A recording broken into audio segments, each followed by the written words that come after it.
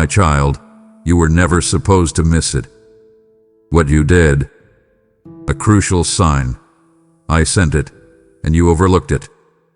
Not because you were rebellious, but because you were distracted. And now I've come for your attention. This is not just another message. This is a divine interruption, an urgent course correction sent straight from my throne to your screen. Listen to me. Watch until the very last second. Don't pause. Don't scroll. Don't assume you've heard this before. You haven't. I'm about to reveal what slipped past your eyes, what your spirit felt but couldn't explain. If you miss this, you'll miss everything I've set in motion next. Jay, hear me out.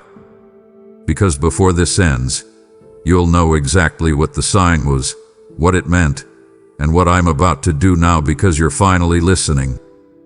This moment is marked in heaven, and what happens next depends on how you respond. My beloved child, slow down and breathe, for what I'm about to speak will shake loose the dust from your spirit.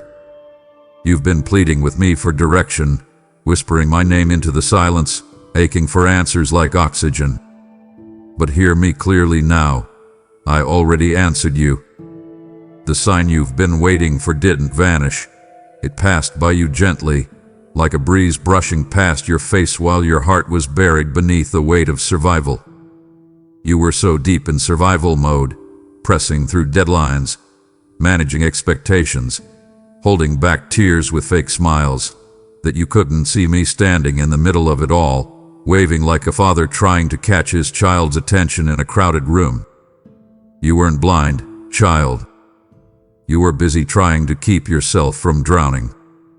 And I saw that. I saw how the pressure mounted and the noise around you made it almost impossible to discern my whispers. It's why I didn't send the sign with thunder. I sent it quietly, delicately, like a divine seed planted where only your spirit could recognize it. But the soil was choked with thorns, the thorns of fear, performance, anxiety, and constant motion. You didn't reject me. You didn't ignore me. You simply missed the sign because your heart was busy trying to breathe beneath layers of burdens you were never meant to carry alone. And I do not fault you for missing it. That's not why I speak with urgency now. I come not with condemnation, but with compassion, because I know how long you've been holding it all together. You were waiting for a neon sign, a sudden shift, a clear instruction, but I sent the sign as a whisper wrapped in an interruption. Do you remember that canceled plan? That delayed meeting? That unexpected pause you tried to fill with productivity? That was me, trying to create space for you to see what heaven had already released on your behalf. But you filled the pause with motion. You filled the silence with scrolling. You were too exhausted to stop, too numb to notice. And so the divine moment passed you by, not because you weren't worthy of it, but because you were weary. And I saw that, too. I watched you cry out for answers, not realizing the answer was already brushing against your life like the hem of my robe. But here is the mercy in it all. I am a God of second movements. I do not give up when my children miss the first signal. I come again. I come closer. I recalibrate the moment. And now I have brought you to this exact breath, this sacred second, to say, I am here again, child. I am here, not to reprimand you for missing the moment, but to remind you that the sign was never just about the information. It was always about invitation. I'm not just sending answers. I'm inviting you into awareness, into alignment, into the kind of stillness that lets heaven get loud again. Beloved, do you remember that day? The one where everything seemed to unravel for no reason. The delay you cursed under your breath, the detour that ruined your plan, the conversation that felt like a disruption instead of a direction. You called it an inconvenience. But I called it an intervention. I was in it. I orchestrated it. I was in the broken Wi-Fi, in the traffic jam, in the call that came unexpectedly. I was in the silence that unnerved you, in the delay that disrupted your timeline, in the conversation that lingered too long. You thought it was a waste. I knew it was a window. And though your mind raced to recover lost time, your spirit stirred. There was something deep within you, barely noticeable, that paused. It felt like discomfort, but it was divine. A holy hesitation. A sacred slowdown. You see, child, I don't always enter with fireworks. Sometimes I walk into your day wearing the disguise of frustration, because I know that if I arrived wrapped in gold and glory, your heart would leap. But if I show up wrapped in inconvenience, only your spirit will recognize me. And that's what I've been after all along, your spirit. The part of you that responds to me when your plans fall apart. The part that listens for me when the world gets quiet and your soul begins to ache. That's when I move. That's when I whisper. That's when I take over timelines and reroute your rhythm, not to rob you of peace, but to position you for something far more eternal than a schedule. But oh, how I watched you struggle to make it all make sense. You searched for logic, tried to fix the delay, resented the closed door, and moved on too quickly. And I didn't scold you for it. I understood it. You've been trained by this world to idolize efficiency, to treat slowdowns as failure and interruptions as threats. But in my kingdom, interruptions are often introductions to new assignments, to divine strategy, to unexplainable provision. You called it chaos. I called it coordination. I stepped into your routine, not to ruin it, but to redeem it. I stepped into your carefully crafted plan to inject purpose where there was only productivity. Because, child, I never created you to worship momentum. I designed you to walk with me in alignment. And when your calendar is full but your spirit is dry, I will crash into your day, not as punishment, but as invitation. Yes, I know it didn't feel holy. It felt like the air was knocked out of your plans. But sometimes that's exactly what I need to do to breathe my presence into your pace. I will overturn tables of distraction. I will flip the script when your story starts glorifying your own effort instead of my orchestration. And the reason I'm bringing this back to your remembrance is because you are entering a season of sudden movements again. The interruptions will return, not as punishment, but as prophecy. They are signs that I'm near. Don't miss me again. Don't call divine direction an inconvenience. Don't label the sacred as annoying. I'm coming closer. And this time, I want your awareness fully awakened. Because what I disrupt, I intend to fill. And what I interrupt, I intend to transform. And so, hear me now. When your day turns upside down and the minutes collapse like dominoes, pause. Don't rush to fix it. Don't curse it. Ask me, Lord, is this you? Because often, the signs I send wear the robe of reversal. I am the God who turns mourning into dancing, delay into destiny, interruption into invitation. And the next time it happens, you will remember this moment. The moment I told you plainly, it was me. And you will not panic. You will not resist. You will respond. Because the ground of your life is holy, and I will walk upon it in ways that unsettle you, so I can awaken you. Ah, child, how you've wrestled in the waiting. How many times did you stare at the closed door, the unanswered prayer, the ticking clock, and wonder if I had forgotten you? You measured time like a verdict, assuming that my silence was a sentence against you, that my delay meant disapproval. But hear me now, the pause was not punishment. It was preparation. You did not miss my voice. You simply weren't yet still enough to hear how softly I was speaking. I never left. I never stopped speaking. I was simply whispering through the fog, using stillness as a megaphone. Because there are some truths too holy for loud rooms, some answers too sacred for noisy spaces. And so I slowed everything down, not to frustrate you, but to form you.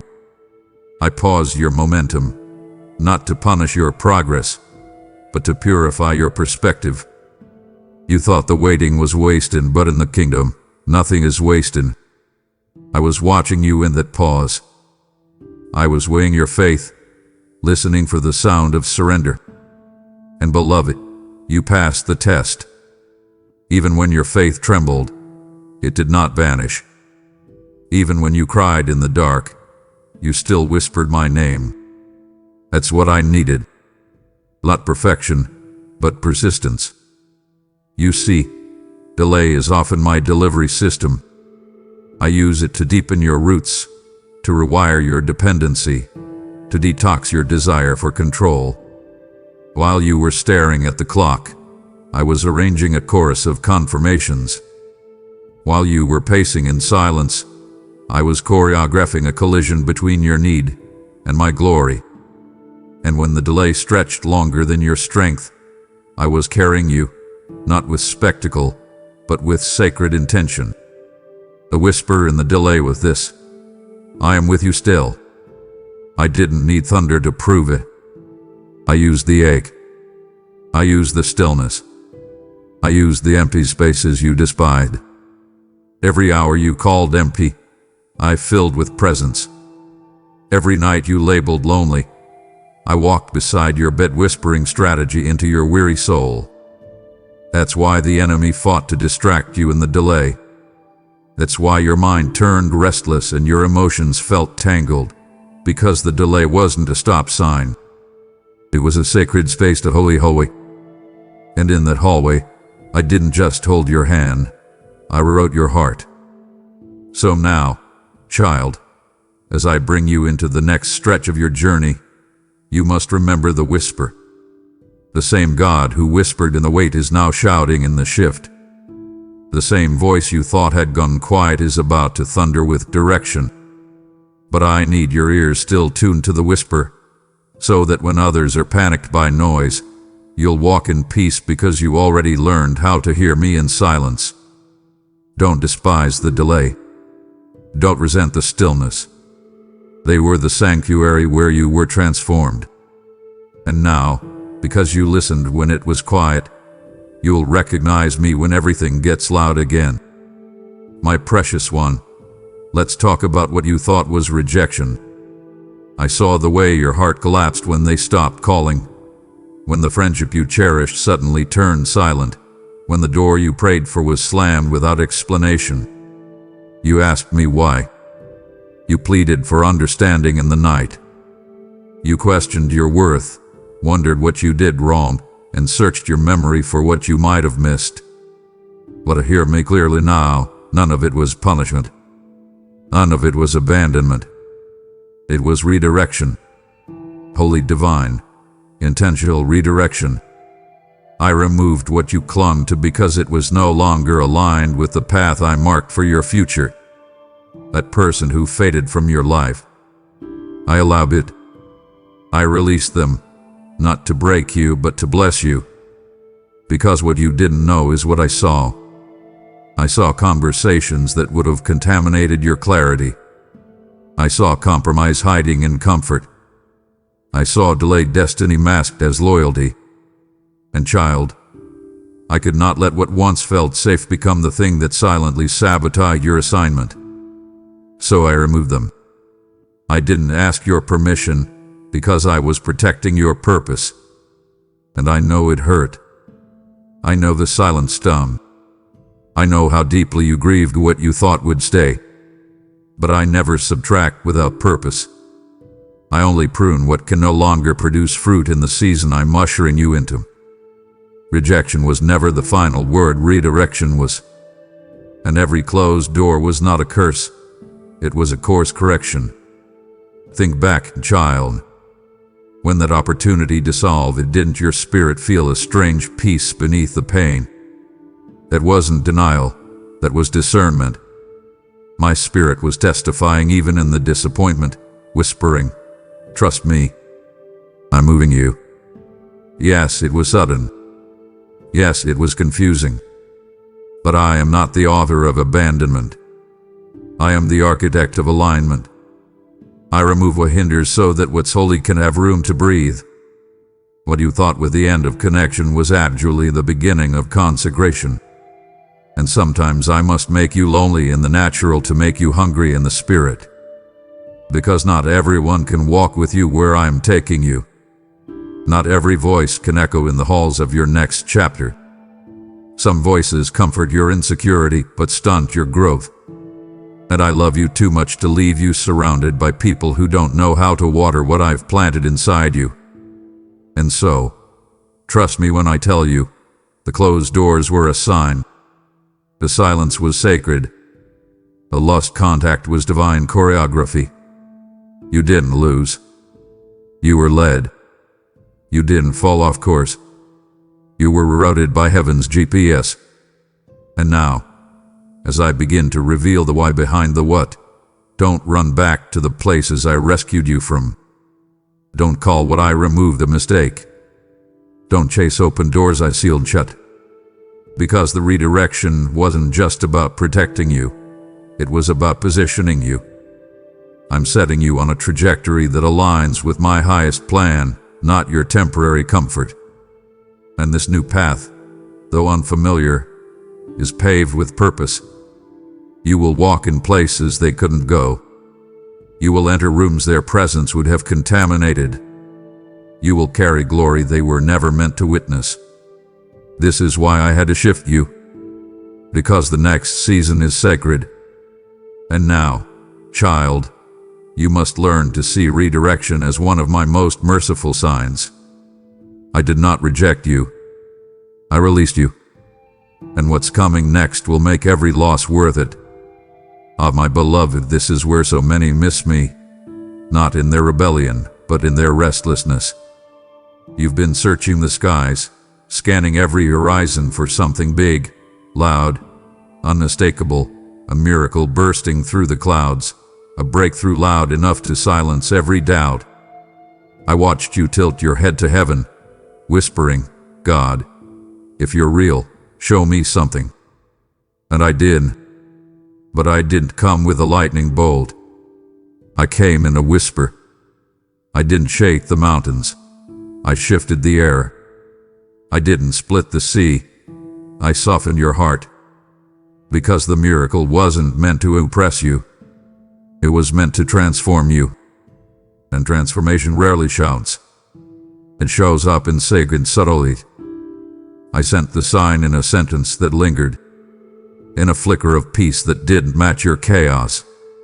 In a tear that fell for no reason other than your spirit recognizing me before your mind could explain it.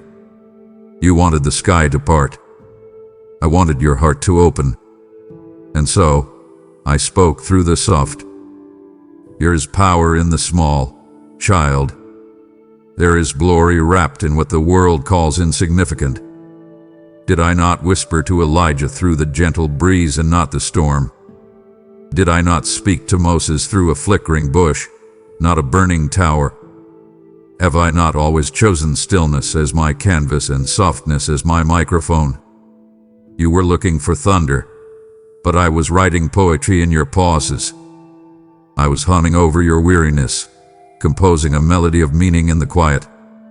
And the reason you almost missed it is because you've been trained by this world to equate volume with value. But I am not the God of performance. I am the Lord of presence. And my presence does not require spectacle to be sovereign. I don't need a stage to shift a soul. I don't need a trumpet to enter your room. I come low. I come quiet. I come into the middle of your mess like a father sitting beside his child, brushing back the hair from your face and saying, "I'm still here. And oh, how I wish you'd seen it sooner." That soft breeze on a hard morning. That friend who texted at just the right moment. That line in a song that arrested your attention. That quiet nudge not to go. That idea that sparked without warning. That was me. Every one of them. I've been hiding miracles in the mundane. I've been painting signs in ordinary moments because I need you to learn this truth. When your ears are trained for thunder, you'll miss my whisper. But when your soul is still, when your spirit is tuned to frequency of my breath, you'll start to see the sacred in everything. And once you see it, child, you'll never unsee it. You'll wake up looking for me, not just in signs and wonders, but in sunlight and silence, in laughter and longing, in breath and brokenness. Because I don't just show up, I am the showing. I am the sign. And I will speak again, not because you finally got quiet enough, but because I've never stopped speaking. I just needed you still enough to understand. Yes, that morning, the one you haven't talked about, but can't seem to forget. The one where you awoke with no reason to feel peace, but it met you like a gentle wave, soft but unstoppable. You opened your eyes expecting heaviness, but instead found stillness. You reached for your usual anxiety, but it wasn't there. And for a moment, just a moment, you were wrapped in something unexplainable, something beautiful, something holy. That was me. That wasn't a fluke of mood, a random break from stress, or a trick of your hormones. It was me, Jehovah Shalom, releasing peace into your atmosphere like incense, confirming my nearness in a language your soul could understand. That moment wasn't decorative, it was deliberate. I marked you with my presence before your feet even touched the ground. And child, that wave of peace wasn't weak. It was a whisper wearing armor. It was a signal from heaven that your storm wasn't sovereign. It was a quiet roar of eternity reminding you, you are not alone. And I know you tried to dismiss it. I watched you shake it off, tell yourself not to get your hopes up. You whispered, maybe I just slept well. Maybe it'll fade. But I wouldn't let it fade. I let that peace linger longer than you expected. I watched you sit in it, breathe in it, wonder if it was real. And beloved, it was realer than anything you could measure. It was proof of something eternal. That peace was the prelude to my promise. I was showing you, without words, that even when nothing changes around you, everything changes when I draw near. I didn't need to solve all your problems in that hour. I just needed you to feel me, to recognize that your atmosphere was not being ruled by circumstance, but by covenant. That was not emotional relief. That was spiritual alignment. Your heart came into agreement with my presence, even if your mind didn't catch up. And that is why I marked that morning. Because I knew you would need to come back to it. I knew storms would rise again. I knew questions would return. So I placed that morning in the archives of your memory like a sealed scroll, so that when fear knocks, faith will have a place to stand. Remember this, my peace is not passive. It is a presence that pushes back darkness. It doesn't just calm you. It confronts everything that tried to break you. That morning, child, you weren't just being comforted. You were being confirmed. I was saying, this is the way, walk in it. I was affirming your steps, even the slow ones. I was honoring your heart, even the trembling parts. And I want you to stop calling moments like that coincidence. I want you to learn to label them correctly. Divine deposits, kingdom encounters, sacred evidence. That peace was my fingerprint on your day, my way of saying, I'm still in control, even when you feel like everything is spinning. You didn't conjure it. You didn't earn it. You received it, because I gave it. So don't dismiss the divine just because it arrived in silence. And don't forget that peace is often my prelude to power. Because the next time that peace washes over you, you'll know it's not a fluke. It's your Father. It's me. Always me. Let's talk about that restlessness, child. The one you've tried to pray away, sleep away, ignore away. The unease you feel in wombs that used to feel like refuge. The strange dissonance that started humming in your chest every time you settled into old rhythms, old conversations, old environments. You thought you were losing your peace. But you weren't. You were outgrowing your cage. What you felt wasn't instability. It was my spirit nudging you forward. You mistook the holy tension for anxiety. But what was really happening was divine activation. I was stirring the waters inside you, not to torment you, but to transform you. Because, child, you've stayed too long in places that once served you but can no longer shape you. The familiarity has grown stale. The comfort has turned confining. And I would not be a good father if I let you stay where your destiny could no longer breathe. So I allowed the discomfort. I allowed the unease. I allowed the gap between your current space and your future calling to widen until you couldn't ignore it anymore. That wasn't punishment. That was propulsion. That was me saying, you're not meant to stay here. And oh, how I know you tried. You tried to talk yourself into staying. You told yourself it's easier to endure discomfort than to step into the unknown. But I wouldn't let you settle. I love you too much to let your calling suffocate in a room you've already outgrown. And so I shook your comfort zone. I let the edges of your peace fray, not to frighten you, but to focus you. You asked me to increase your faith, but faith doesn't grow in cozy corners. It grows in open spaces, in unfamiliar terrains, in places where you're forced to lean not on what you know, but on who you know. That stirring, that pressure, that restless ache that won't go away no matter how many affirmations you recite. It's not something to fix, it's something to vow. It's the fire I lit in your bones to move you. It's the wind I've been sending to nudge your boat away from shallow waters into the depths. You've called it many things: midlife crisis, mood shift, mental fog, but child, it's me. It's my voice vibrating beneath the surface of your soul, saying, there's more. And I don't want you to confuse that holy discomfort for instability. It's divine dissatisfaction. It's heaven's way of breaking up the soil because something new is about to be planted. And I need you pliable, not paralyzed. I need you to stop asking me to take away the feeling. Instead, ask me what it's pointing to. Because that discomfort is my direction wrapped in disruption. That frustration is your spirit recognizing it's being summoned to something greater. So, respond to the stirring. Follow the fire. Step out even if your knees tremble. The place you're leaving was never meant to be your forever. It was a launching pad. And now I've called the launch. I've initiated the countdown. I've begun the lift. And child, you are ready, even if you don't feel like it. You're not being pushed out.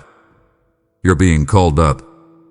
And what you once labeled as anxiety, you'll soon celebrate as activation. Because the discomfort was not the enemy. It was me. It was always me. You've been trained to chase the spectacular, conditioned by the noise around you to believe that if it isn't grand, it isn't God. But I'm not bound to thunder, child. I'm not limited to fire and earthquakes. I speak in flickers, not just flames. I move through whispers, not just whines. And while you were searching for fireworks, I slipped into your day wearing the clothes of inconvenience. Do you remember that moment that frustrated you? That unexpected shift? the canceled plan, the call that came out of nowhere and derailed your rhythm. You labeled it bad timing. I called it perfect entry. You thought something went wrong. But I was interrupting the ordinary to release the extraordinary in disguise. It wasn't a delay in your day. It was a divine invasion. I dressed the holy in the humble so only your spirit would notice.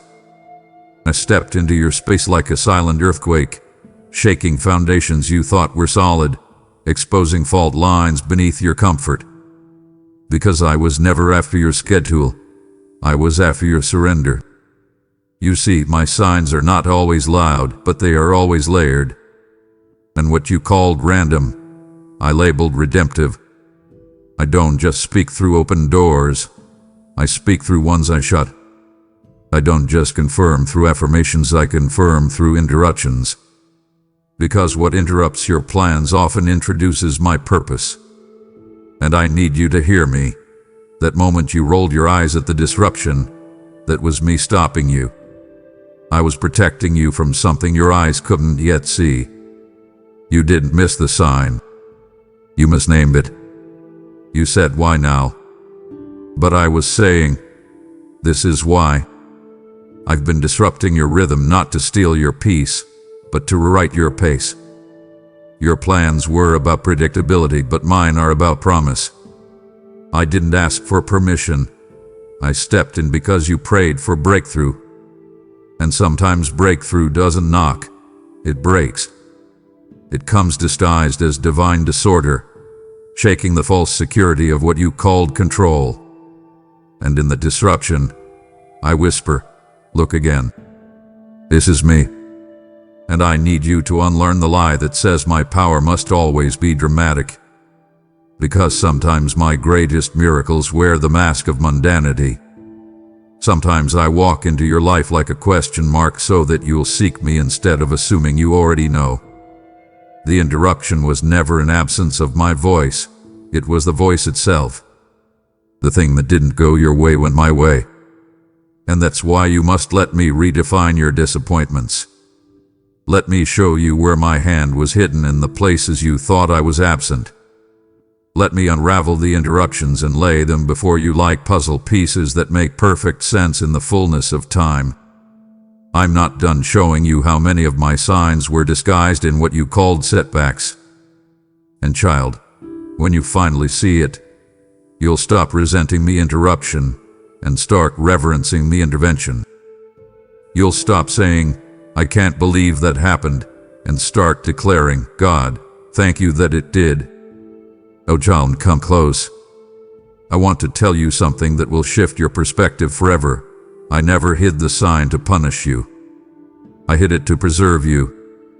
I wasn't playing games with your heart. I wasn't teasing you with partial clues and unfinished sentences. I hid the fullness of what you were praying for, not because you were unworthy, but because it was too holy to be mishandled. I had to wait until your spirit can carry the weight of what your lips were asking for. Some truths can't be delivered on demand. They must be discovered through desire. And what your mind thought was silence was really sacred protection. I was covering the treasure until your hunger grew deeper than your need for clarity. I was preserving the sign like a scroll sealed for the appointed time, waiting for the moment your desperation would become discernment. You see, some revelations must be searched out like hidden gold. Because only when your heart longs for me more than for answers will you see the signs not just with your eyes, but with your spirit. I've always been speaking. But I wanted more than your attention. I wanted your alignment. I wanted your soul to be ready to receive not just information, but transformation. So I allowed the fog. I permitted the mystery. I let the silence linger until it produced something sacred in you. A hunger that refused to settle. A thirst that couldn't be quenched with cliches. I let your prayers echo in what felt like emptiness, so your roots would grow deeper in the soil of trust. And child, you did grow. You did dig. You did stretch. And now, you are standing in the very moment I reserved for the unveiling. Now, the scrolls are opening. Now, the whispers are becoming words. Now, the signs are appearing like ink emerging under fire. Because you were willing to seek me even when nothing made sense. So understand this. The hiding was never withholding. It was holy timing. I never let go of the promise. I simply waited until the promise could rest safely in hands that had learned how to worship in the waiting. And now, I will not just reveal the sign. I will reveal how close I've always been. You'll begin to see the fingerprints of my presence in memories you once called meaningless. You'll revisit past seasons and realize the treasure was there all along, waiting for your spirit to awaken. This is the season where secrets become strategies, where mystery becomes movement, where hunger becomes harvest. And what I hid for you, I now release to you. Because now, child, you are not just curious. You are consecrated, not just desperate. You are discerning. And to the hungry, I give hidden manna. To the seeker, I open doors no man can shut. To the faithful, I release the signs that carry power, not just confirmation. You didn't miss it. You just weren't ready until now. And now, you are. Do you remember that moment? You were about to say yes, about to step forward, about to make a move that felt almost right, but something in your chest whispered, wait. You pause, confused. It didn't make sense. All signs around you said go, but something sacred inside you pulled you back. It felt like uncertainty, but it was me. It felt like hesitation, but it was protection. That wasn't your doubt. That was my direction. I whispered to your spirit before danger could speak to your mind. I nudged you when you didn't yet have the full picture. I interrupted the motion of your flesh with a warning of my spirit. And though no alarm sounded, no red flags rose, you felt something wasn't right. That feeling, child, the deep knowing, that whisper wrapped in weight, was me. I was the one who silenced your agreement before it aligned with the wrong assignment. I was the one who stood between you and the decision that would have derailed your destiny. That wasn't fear. That was my hand. Because, child, sometimes my loudest protection sounds like the softest whisper. I don't always intervene with flashing lights and shouted commands. Sometimes I speak with a single word, pause. I step between you and a mistake, not with force, but with feeling. I awaken something deeper than logic, deeper than instinct, a spiritual awareness that alerts your soul before your senses can catch up. And I need you to know, you didn't get lucky. You didn't dodge a bullet. You were covered. I intercepted. I stepped in. I rerouted what you didn't even know was a trap. That job you didn't get. That relationship that ended before it started. That move that didn't pan out. None of it was random. It was rescue. It was me. It was my mercy disguised as misdirection. You were looking for clarity in circumstances, but I gave you clarity in spirit. Because by the time the consequences of that path would have revealed themselves, you would have already been too far. So I blocked it early. Silently. Strategically. But let me be clear, this wasn't the only time I stepped in like that. This wasn't a one-time miracle. This is a pattern of my love. There were many moments you almost walked into warfare disguised as opportunity. Conversations that were laced with manipulation. Offers that sparkled with deception. People who smiled with counterfeit peace. But I raised a stillness inside you that didn't match the surface. And though you couldn't explain it, you obeyed it. You chose not to proceed.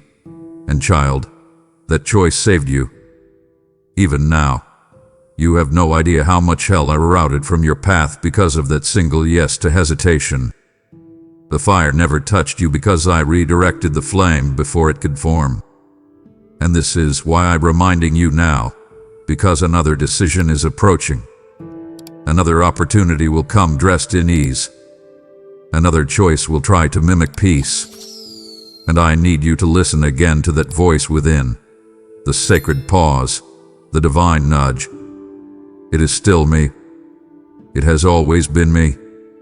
When I protect you, I don't just block the bad. I guide you into the best. And the best always begins with a whisper. You've just realized the signs I've sent weren't random. They were rescue.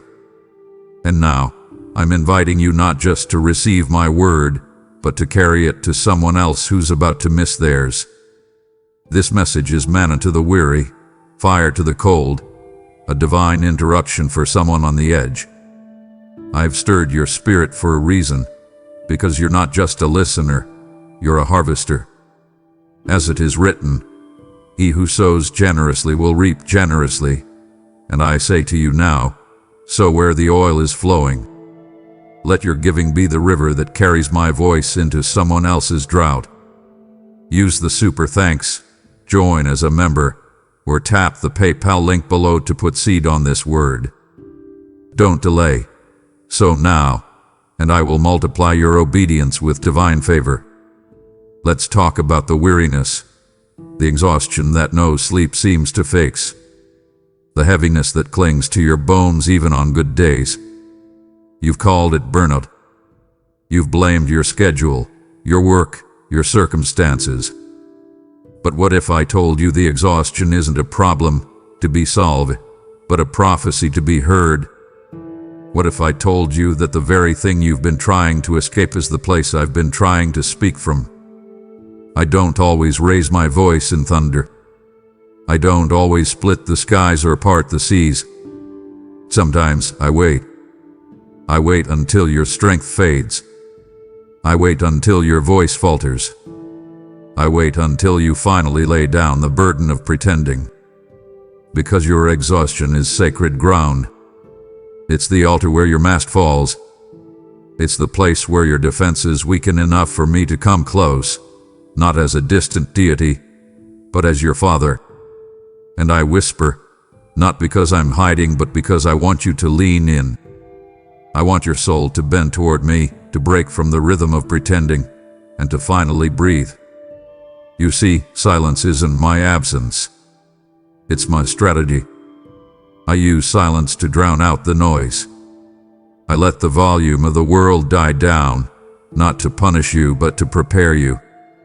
When I withhold words, it's not rejection, it's realignment.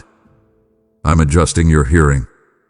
I'm teaching your spirit to stop demanding explanations and start recognizing presence. Because silence sharpens the senses. And when everything else goes quiet, your spirit becomes sensitive. That's when you hear the things you missed before, the subtle inflections of my voice, the tremble of heaven in your chest, the vibration of truth beneath every lie. That's when my whisper becomes weightier than 1,000 shouts. That's when I no longer have to raise my voice because your soul has lowered its guard. And child, I long for that space, not because I enjoy your exhaustion, but because it's honest.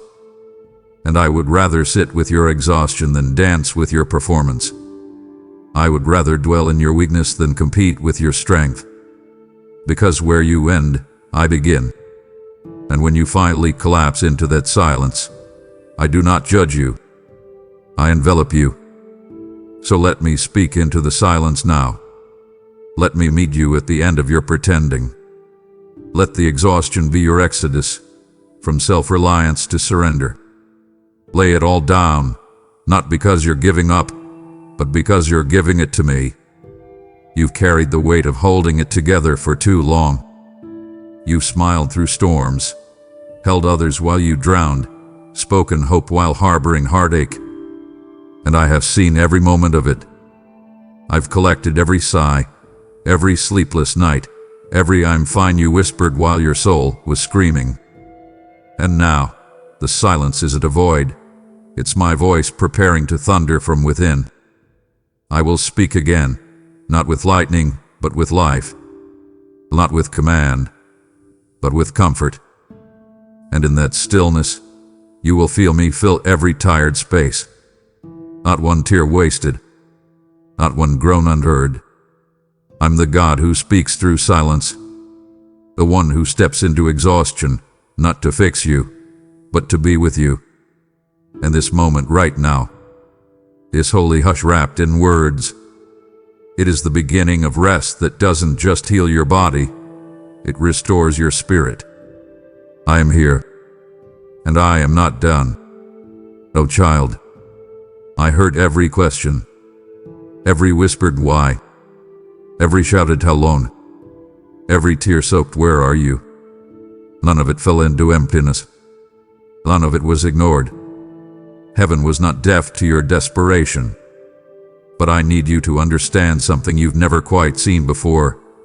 Sometimes it's not that I haven't answered. It's that you've misread the form the answer came in. You were expecting comfort. I sent clarity. You were hoping for ease. I sent endurance. You were looking for relief. I sent refinement. My answers don't always arrive in the wrapping paper of convenience. They come clothed in challenge. Because I am not only interested in solving your situation, I'm committed to shaping your soul. And when your desire for comfort outweighs your hunger for correction, my answers will sound too hard, too quiet, too unfamiliar. Not because I'm being vague, but because I'm being God. I spoke to you in the fire, but you were looking for a breeze. I answered through a closed door, but you kept knocking on the one I sealed. I whispered through a friend's warning, but you dismissed it as fear. I sent signs in repetition, phrases that returned to you again and again, moments that echoed with meaning, but you labeled them coincidence. And I didn't shame you for it. I waited. I circled back. I sent the message again through a different voice, a different moment, a different emotion. Because I knew, eventually, your heart would tire of the chase, and your spirit would open wide enough to see what was right in front of you. The answer didn't vanish, beloved. It was simply hiding beneath your expectations. You wanted me to say what you wanted to hear. But I am too holy, too loving, too faithful to lie to you with silence just because the truth is inconvenient. The truth was always there. It was simply veiled by the filters of fear and familiarity. You have not been rejected. You have not been ignored. You have not been abandoned in your asking. You have simply been trained by the world to seek answers that soothe instead of truths that stretch. But now, I am opening your eyes. I am retraining your spirit to see me not just in the feel-good moments, but in the uncomfortable truths. You will begin to recognize me in places you once avoided, discipline that delivers you, correction that covers you, redirection that rescues you. You will see that my love does not flatter. It fathers. My answers do not cater. I cultivate. And every time I withheld the answer you wanted, it was because I was preparing you to receive the answer you needed. Now you are ready. Your ears are tuned. Your eyes are open. Your heart is no longer just aching, it's alert. And I promise you this, what you couldn't hear then, you will hear now. What you missed before, you will recognize this time. Because this isn't just another moment, it's a divine return, a holy do-over. And I'm speaking again.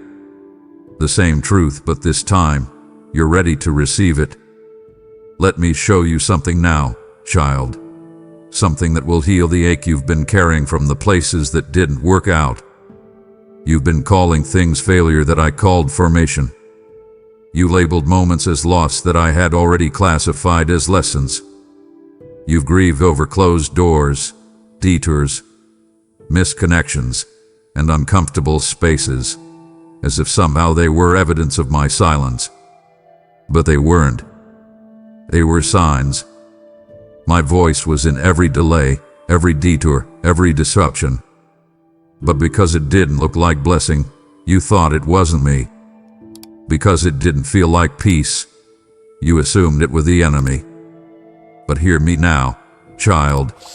My voice is not only found in comfort, it is found in collision. I speak through disruption, not to confuse you, but to confront every part of you that still clings to control.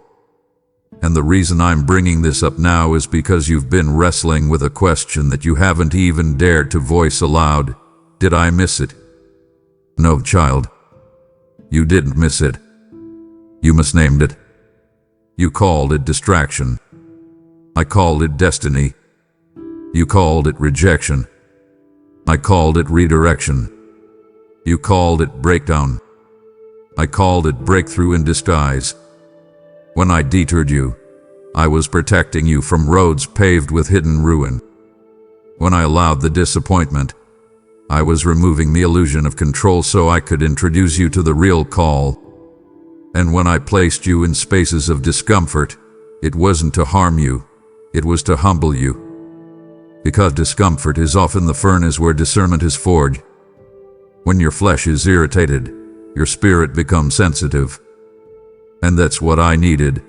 Not a child who could endure ease, but one who could discern me even in disruption. I needed to train your eyes to see me in the shaking. I needed your heart to trust me when the plan unraveled. Because where I'm taking you next, child, you must know how to read signs that are wrapped in silence and understand doors that creak shut as answers, not obstacles. So now, let me reframe your memories. That move that didn't work, it was me moving you internally. That person who betrayed you, they were my tool to break off dependence on people who could never carry your purpose. That dry season, it was where I did my deepest digging, where roots were planted for fruit that hasn't even broken the surface yet. You thought I was tearing things apart, but I was setting the foundation for something unshakable. And the reason I did it through disruption is because I love you too much to let comfort lull you into complacency. You prayed for signs. I sent the storm. You asked for confirmation. I allowed the collapse. Not to crush you, but to awaken you. And now you see it, don't you? Every detour was divine. Every disappointment was a doorway. Every discomfort was divine language you just hadn't learned to interpret. Until now. So this is what I say to you, child. Don't curse the things that didn't go as planned. They were the plan. And now, I am redeeming every piece of it. Not just for your good, but for my glory. You felt it, didn't you? That strange moment in your day when the atmosphere changed. When the air thickened with meaning, and time seemed to pause for no reason you could explain.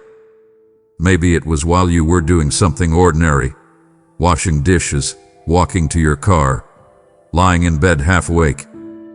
A hush settled over everything, and for a moment, your soul held its breath. Something in the atmosphere shifted. Your chest tightened, your thoughts slowed, and you felt something. You couldn't name it. You didn't try to explain it. You shook it off. You moved on. But I did. Because that moment was me. That was the brush of heaven against your reality. That was eternity leaning close. That was me, the Lord of glory, pressing into your atmosphere not to startle, but to stir. It wasn't your mood. It wasn't your imagination. It wasn't your body reacting to stress or fatigue. It was your spirit recognizing the collision of the seen and unseen. You didn't see a vision. You didn't hear a voice. But you felt me. And child, that is not a small thing. That is not something to overlook or brush off. That is holy. That is sacred. That is supernatural language not meant for your mind, but for your soul. I was there, not visiting but inhabiting. I wasn't coming to test you. I was coming to tell you, I am here. And you had moments like this before, moments where the veil thinned and the atmosphere grew heavy with wonder. You thought it was just a wave of emotion. But now you know better. That presence that settled over you like fog in the early morning, that stillness that arrested your distractions, that quick flutter of peace that didn't match your surroundings. It was the echo of heaven invading the ordinary. You don't need a burning bush to know it's spoken. I've trained your spirit to feel the shift before your mind understands it. And the reason I'm bringing this back to your remembrance is because I'm going to start doing it more often. What once felt rare is about to become regular. What you once questioned, you'll now revere. I'm sharpening your sensitivity because the more aware you are of me in the quiet, the more boldly you'll hear me in the chaos. You've asked me to speak louder, but I'm asking you to feel deeper. Because in the stillness, in the subtle, in the quiet weight of my glory, I am teaching you to walk with me, not just work for me. You don't need to manufacture moments. You only need to recognize them.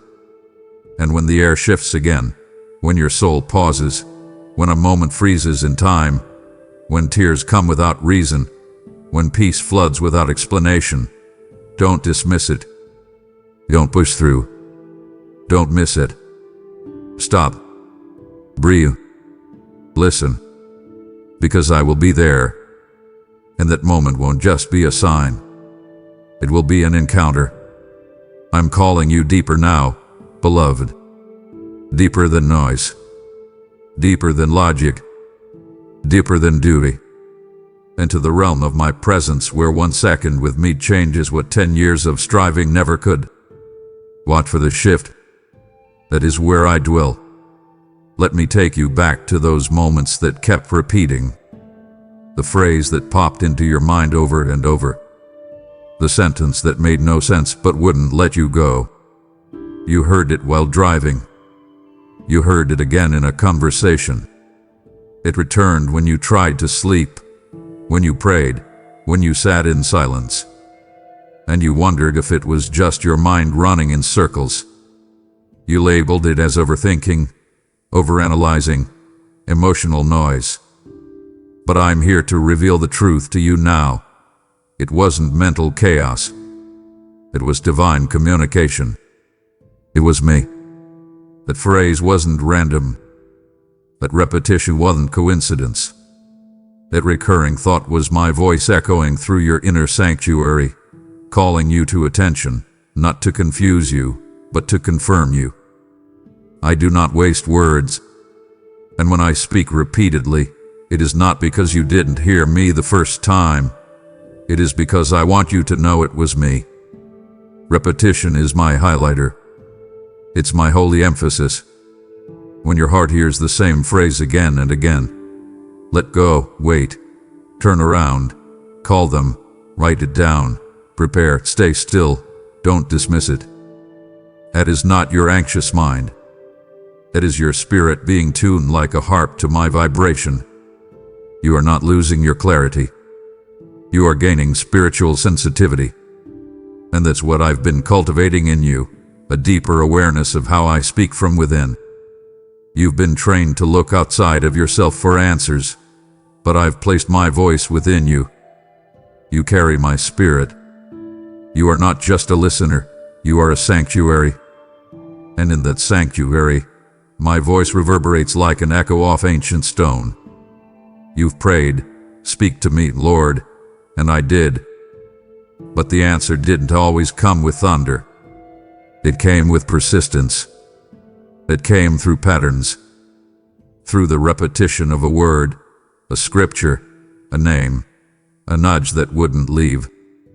And even when you tried to dismiss it, it lingered, not as annoyance, but as assurance. You asked me for confirmation, and I gave it, over and over again. But now I'm raising the stakes. Now I want you to stop doubting what you hear just because it's not dramatic. I want you to stop waiting for permission from others to believe what I've planted in you. The phrase that thawed, that repeated whispered is sacred. And when you obey it, when you follow the thread of my voice, you will find yourself standing in divine appointments you never could have planned. Because my voice leads to movement. It stirs your soul toward action, even if the action begins with stillness. So listen closely, child. I'm speaking again. And this time, when that phrase returns, when that word echoes for the third, the fourth, the 10th time, you won't brush it off. You'll pause. You'll ask, "Is this you, Lord?" And you will hear me say, "It's always been me." I am not playing games with your heart. I'm forming faith in the soil of repetition. I am anchoring my word in your soul until it becomes unshakable. And when others call it imagination, you'll call it instruction. When others say, "That's just in your head," you'll know it's from the throne room. Because, child, I don't just speak once. I speak until it becomes part of you. Until the word doesn't just visit you. It lives in you. And that phrase you kept hearing, that wasn't an accident. That was an invitation. Child, I know what delay feels like. It aches in places language cannot reach. It stretches your faith to its limits, teases your hope until it trembles, and makes you question whether I've gone silent or whether you've gone off course. But hear me now with clarity. I was never punishing you. I was preparing you. What you call delay, I called development. What felt like me withholding was actually me withholding nothing, except premature exposure. Because if I had released what you prayed for too early, it would have crushed you under the weight of what you hadn't yet been trained to carry. I saw how ready your heart felt, but I also saw what was still forming. And rather than give you the gift at the wrong time, I chose the greater mercy to wait. Not to tease you, not to torment you, but to temper you like steel in the fire. You see, waiting is not wasted time. Waiting is working time. In the space where you felt forgotten, I was fortifying. I was digging deeper foundations in secret while you cried out for visible fruit. I was stretching your capacity, increasing your spiritual stamina, softening the pride you didn't know you carried, healing the wounds you refused to look at. I was doing surgery beneath the surface, and like any wise surgeon, I had to keep you still. Still enough to not sabotage the process. Still enough to let my hand finish what it began. Because what I'm building in you isn't temporary. It's timeless. I don't prepare you for a moment. I prepare you for a mantle. And mantles require maturity. They require silence, solitude, and surrender. That's why the pause didn't mean I forgot. It meant I was focused. You were under my hand the entire time. And now I need you to see the waiting season through new eyes. I need you to recognize that what seemed like inactivity was holy strategy.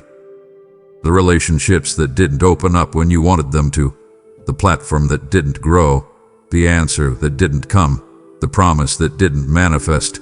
It wasn't denial. It was disguise. I wrapped the preparation in delay so you wouldn't try to control it. And now, the very thing you resented has become the very thing that readied you. That stretch, that silence, that sacred slowness, it gave birth to the version of you that is finally able to handle what's coming. So when I open the door, and I will, step through it not as the one who was passed over, but as the one who was preserved. And you will say, with tears in your eyes and fire in your bones, the pause was protection. The delay was destiny. You had a plan. You poured your hope into it like water into a well. You measured your days by its progress, drew your peace from its predictability, built your identity around its success. And then, it fell apart. It unraveled slowly at first, then suddenly. What once felt so certain became scattered. The foundation cracked. The dream blurred.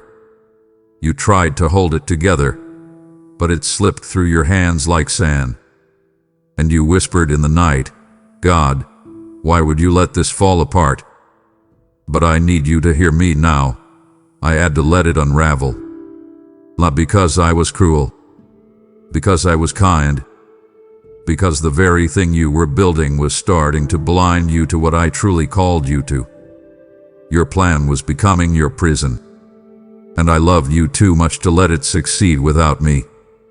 You see, child, what you didn't realize was that your plan was rooted in a version of you I had already outgrown. It was born in a season of insecurity, shaped by fear of man, coated in compromise. You called it ambition. I called it avoidance. You wanted control. I wanted consecration. And so, I allowed what you built with good intentions to collapse, not because it was evil, but because it was incomplete. It wasn't the fullness of your assignment. It was the shadow of it. A draft. A sketch. I had to tear it down, not to shame you, but to show you. To show you that what you thought was the whole picture was only the frame. I had so much more for you, but as long as you clung to your version, you couldn't receive mine. And so, in mercy, I unraveled what you were using to avoid obedience. And yes, it hurt. I saw every tear. I felt every tremble. But child, even in the collapse, I never left. I was standing inside the wreckage with you, not watching from a distance but kneeling beside you, catching every piece as it fell. And I whispered, "I know it doesn't make sense now, but you will thank me later. Because when you see what I build from the ashes, when you step into the clarity that was buried beneath your comfort, when you finally wear the mantle that was hidden behind your need for approval, you will say, 'God, I didn't just survive the unraveling. I was reborn in it.' This is the season where I turn the fragments of false security into foundations of unshakable faith. Where I show you that the end of your plan was the beginning of my purpose. You weren't abandoned in the unraveling. You were awakened.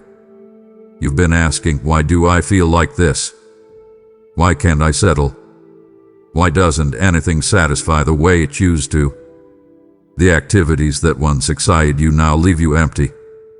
The people who used to affirm you now feel distant. Even your goals, the ones you once chased with fire, now feel like faded embers. You've tried to shake it off. You blamed it on burnout, aging, changing seasons. But here is the truth you've not yet dared to consider. It's not something wrong with you. It's something right with you. That restlessness, that aching unease, that silent frustration that rises unannounced. It's me. It's my hand, not pushing you away, but pulling you out. That holy discomfort is not a curse, it's a calling. I'm loosening your grip on a life that was once efficient, but can no longer sustain the weight of who you're becoming. You are not being punished. You are being positioned. You are not going backward. You are being birthed into something new. And yes, that birthing feels like tension, like friction, like a longing for more without having the words to describe what more even means. You are standing at the threshold of divine transformation, and everything within you is being reordered to fit what I have planned for you. Your restlessness is not a breakdown. It is the crumbling of former identities, former attachments, former limits. I'm pulling you out of places where you no longer belong, because if I let you stay comfortable there, you would forfeit the calling I've carved for you. And I love you too much to let comfort cancel your commission. You must understand, beloved, that every time I've shifted you, every time I've launched you into something deeper, I've done it through divine dissatisfaction. I've allowed the waters of your routine to grow muddy so you'd search for deeper rivers. I've let the flavor of familiar things turn bland in your mouth so you'd hunger for heaven again. You asked me to grow you, stretch you, use you, and now I am. But stretching doesn't feel like soaring. It feels like surrender. And that's what I'm after. I want your surrender, not just in theory, but in practice. I want your willingness to walk away from what once defined you, because the life you are stepping into cannot be carried by the systems you once relied on. Let the restlessness be your release. Let the tension become your transition. You are not being pushed out, you are being called forward. And when you finally let go, you'll feel the weight lift. You'll feel the breath return. And you'll know, I wasn't falling apart. I was falling into place. Yes, I saw the message left on read.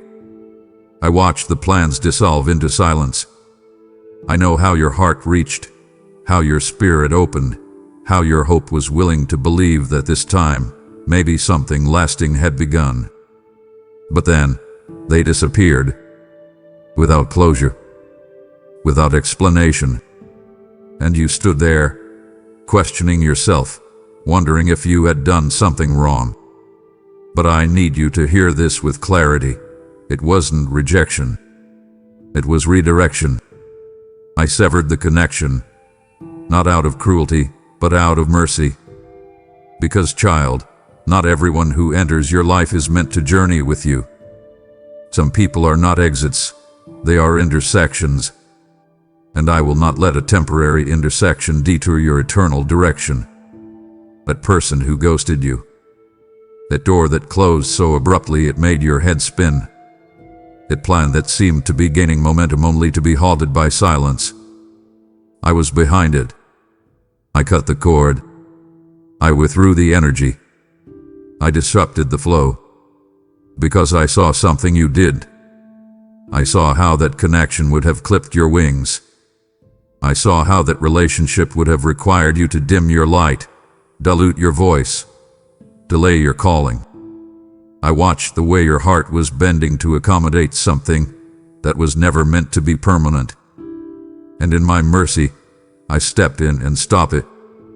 I severed what could not serve the fullness of your next assignment. You saw potential. I saw the full picture. You felt chemistry. I measured covenant. And they were not the same. I know it hurt. I know it felt like abandonment. But child, I never left you. I was standing behind you, removing what your heart was too entangled to release. And I'm not doing this to punish you. I'm doing this to preserve you. Because what I'm calling you to next will require your full focus, your full heart, your full alignment. And anything, anyone, that would distract, delay, or detour you from that path must be removed. And I will do it swiftly, surgically, sometimes silently.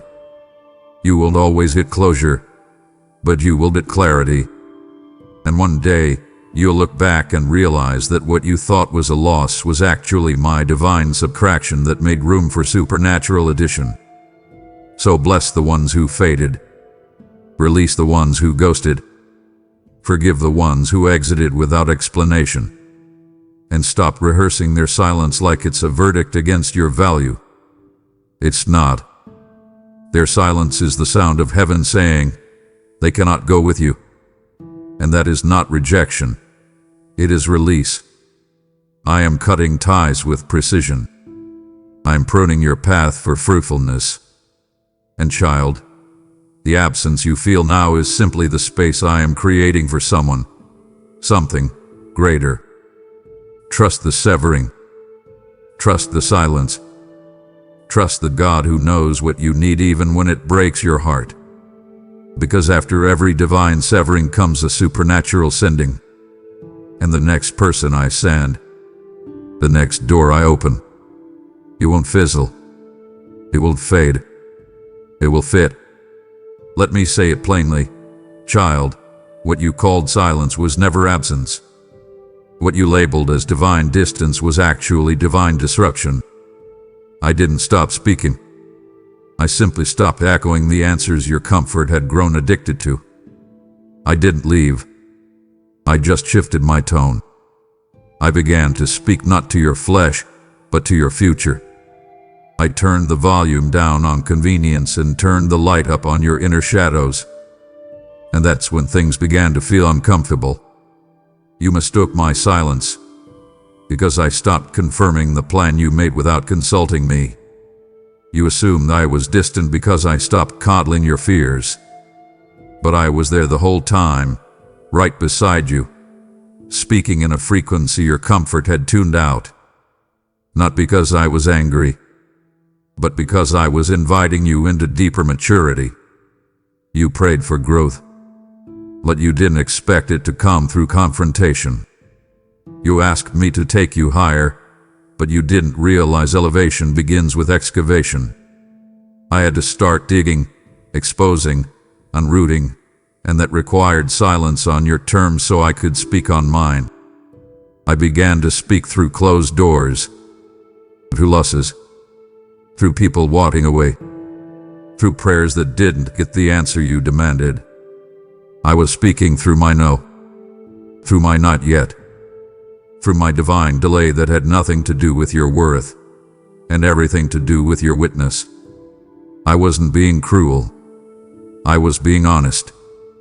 I wasn't going to let you build your life around false expectations and shallow faith. I needed to deepen your roots. And sometimes that meant saying things you didn't want to hear. Truths like, "You're not ready yet," or "That wasn't from me," or "Let go, even if it hurts." And here's the truth I need you to carry now. I love you too much to only tell you what makes you feel good. I love you enough to tell you what will make you grow. I'll whisper comfort when you're broken. I'll shout strategy when you're drifting. I'll cut with truth when lies have wrapped around your heart like chains. And if you only trust me when I speak sweetly, you'll miss the power of my instruction when it comes with weight. Because weight doesn't mean I'm angry. It means I'm building something solid, something eternal, something that will stand. And now, as you read this, you're beginning to see the signs you thought I never sent. They were there all along, my words, my warnings, my wisdom. But they weren't dressed in the language of ease. They came in fire, in pressure, and the stretching you tried to pray away. And now I say to you, I am still speaking, louder than ever. But this time, not just to comfort you, I'm speaking to call you forth. So lean in again. Tune your heart, not your ears. Watch how I'll begin confirming things through unlikely people, unexpected scriptures, untimed moments. Watch how I'll speak in the language of growth, not just grace. This is the hour where my voice won't just soothe. It will shift. It will direct. It will convict. But above all, it will guide you into everything you were born to be. I never stopped speaking. You just stopped recognizing my tone.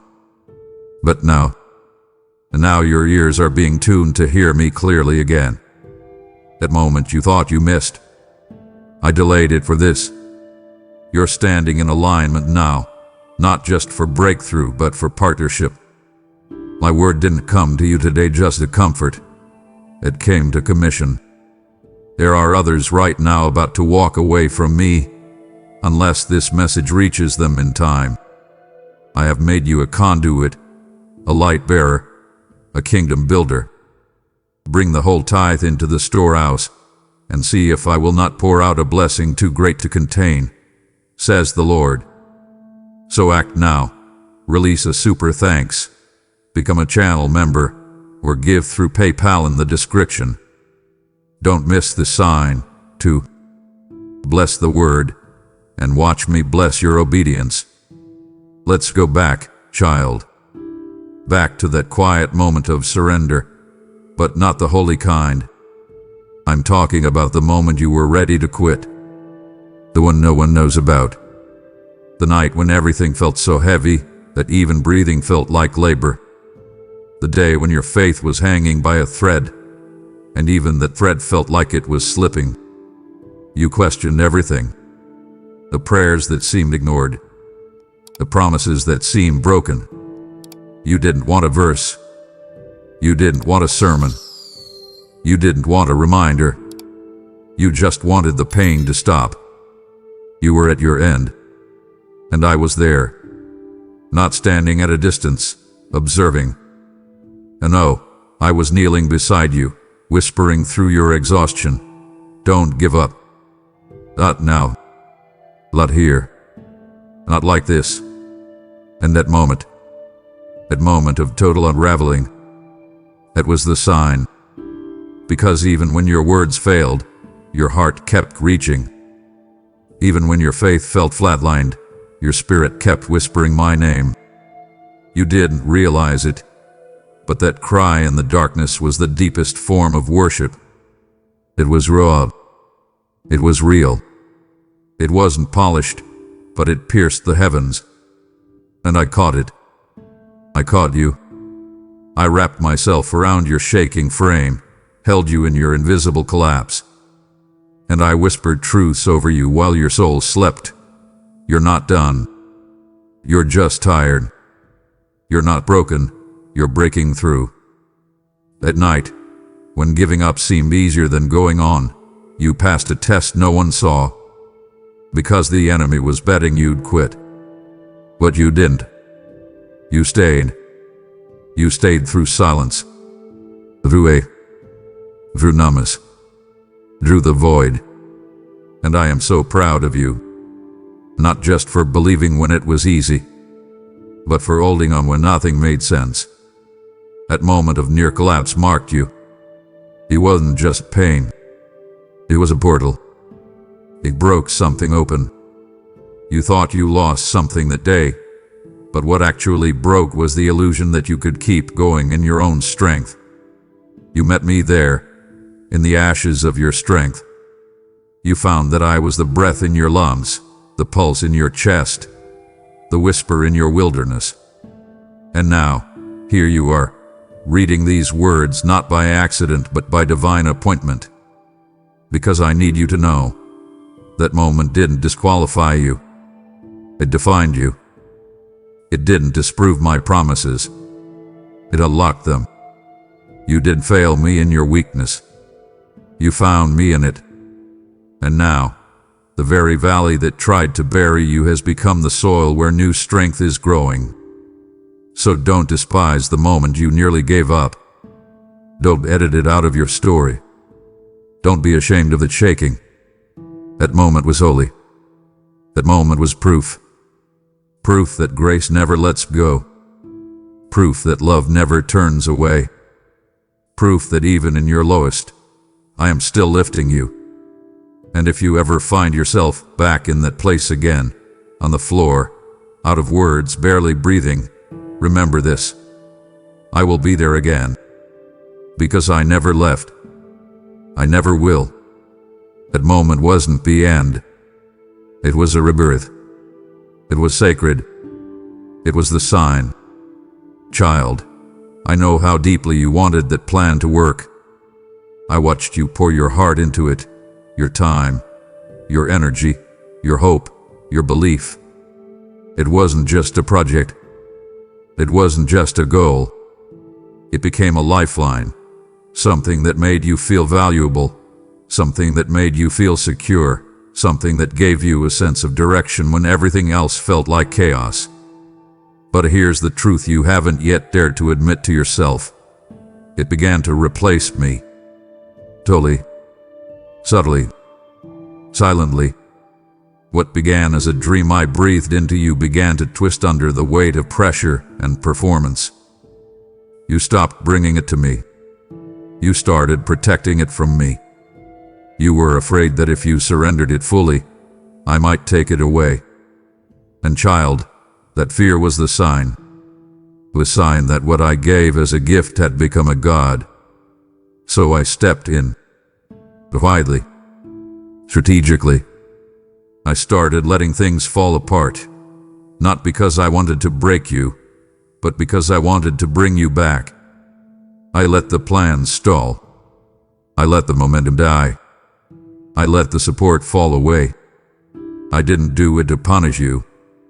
I did it to protect your heart from being pulled out of alignment with mine.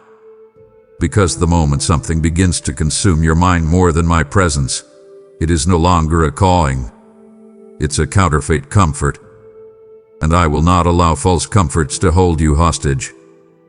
I would rather let the plan crumble than let your heart be captured by something that cannot love you like I do.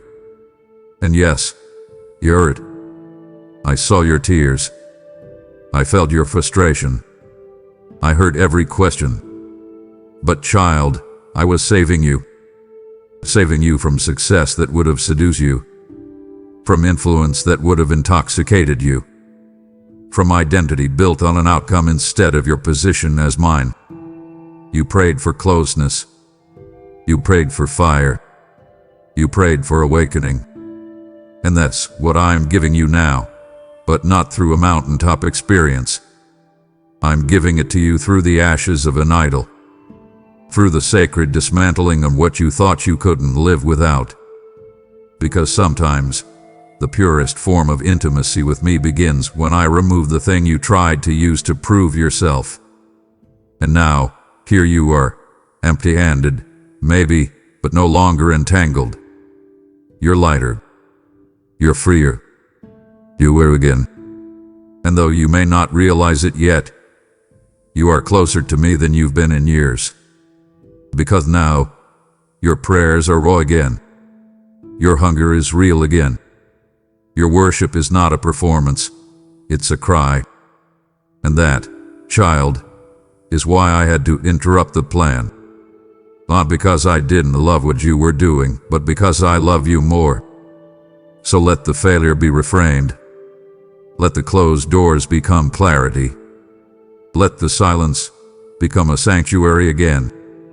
And when I birth a new plan, and I will, it will not replace me. It will reveal me. It won't be driven by fear or self-worth or image. It will be saturated with surrender. You will know the difference. Because this time, you won't be chasing a plan to prove yourself. You'll be walking in a promise, resting in the one who carries it with you. I didn't ruin the plan.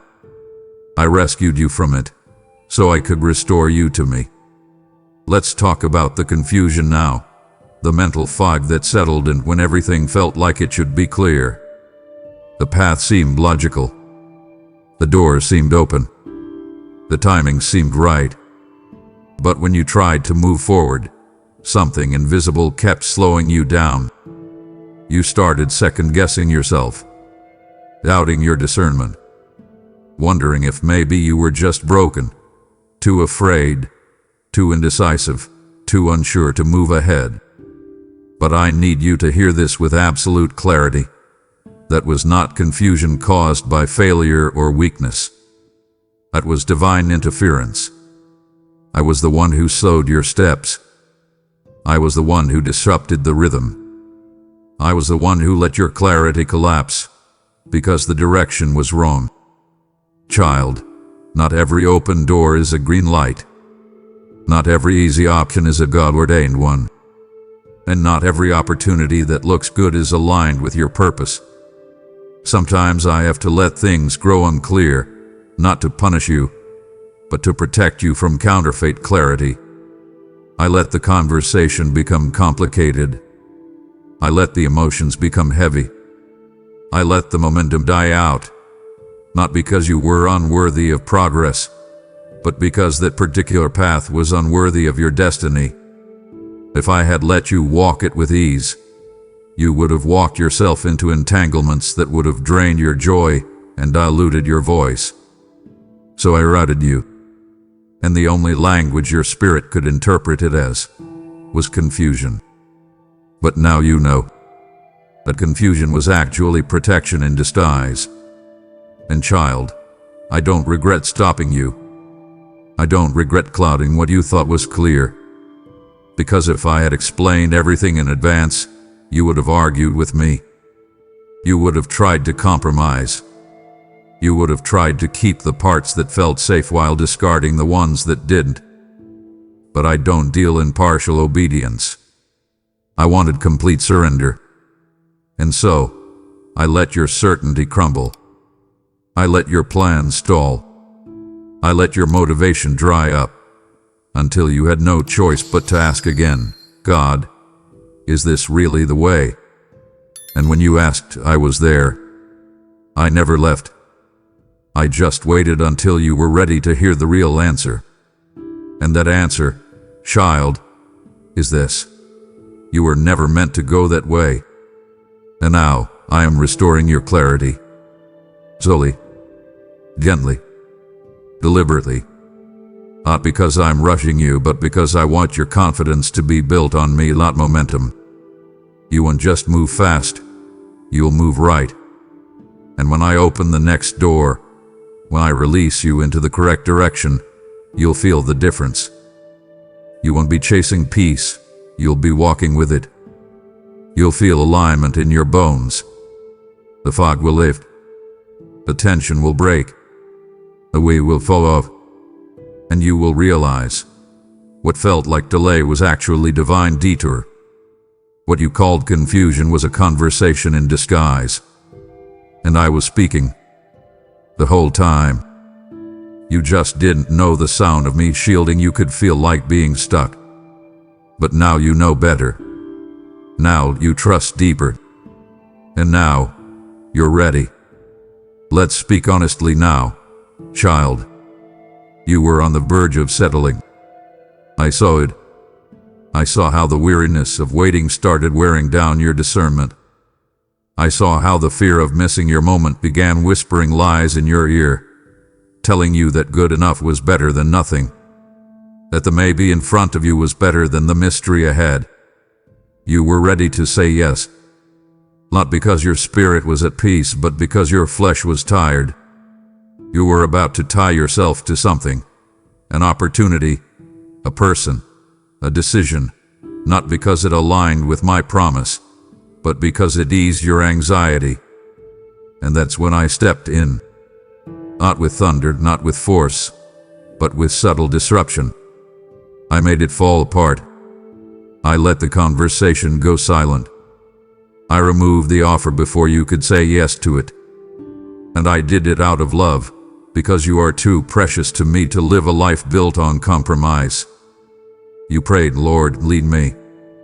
But child, true leading doesn't just mean taking you into places. It also means pulling you out of them. And when I saw you leaning toward a decision that would have brought short-term comfort but long-term constraint, I removed my peace. Not to punish you, but to awaken you. Because when something is for me, peace doesn't disappear. Clarity doesn't have to be forced. But this was a counterfeit. It looked like provision, but it would have stolen your purpose. It felt like safety, but it would have shackled your soul. And I would not let you step into it. I let the door close. I let the text go unanswered. I let the delay stretch longer than you were comfortable with, so that your impatience could die and your discernment could live again. And yes, you cried. Yes, you asked why. Yes, you felt like you lost something important. But beloved, you didn't lose a blessing. You lost a distraction. You didn't miss out. You dodged a detour. I protected your future by disrupting your present. Because what I'm preparing you for requires alignment, not just acceptance. And that means anything that pulls you into premature commitment, anything that demands your yes without bearing my fingerprint, must be removed. Even if it looks like what you asked for. Even if it feels like the answer. Because I'm not just answering your prayers, I'm answering your purpose. And sometimes, that means blocking the good so I can release the God-ordained. So hear me clearly now. When I remove something that seems almost right, it's because I'm saving you for something that is exactly aligned. You will not have to shrink to fit it. You will not have to silence your spirit to keep it. You will not have to compromise clarity just to hold on to it. The right thing, my thing, will come with peace, with confirmation, and with timing that doesn't manipulate you but matures you. So don't mourn what I removed. Celebrate it. That near settling with the test, and you passed. You stayed open enough for me to step in. And now, I am about to reward your restraint with release. What's coming next will feel like home. Because this time, it won't just feel safe. It will feel sacred. This is the truth you've wrestled with in the dark, my child. This is the lie that has tormented you in quiet moments. The fear that's tried to plant its roots deep in your heart. What if I missed it? What if the window has closed? What if I waited too long, doubted too much, hesitated one step too far? But let me say this now with finality and fire. You did not miss it. You are not behind. You are not disqualified. The delay you've experienced has not been denial. It's been divine pacing. I never asked you to be fast. I asked you to be faithful. And child, you have been. Even in your faltering. Even in your fear. Even in your questioning. You stayed in the wrestle. And I have not missed a single moment of your devotion. You see, your spirit was ready before your soul was. Your spirit believed. But your soul was still battling old lies. Still holding on to old wounds. Still waiting for permission to believe that you could really be chosen. So I slowed the process. I withheld the release. Not to tease you, but to heal you.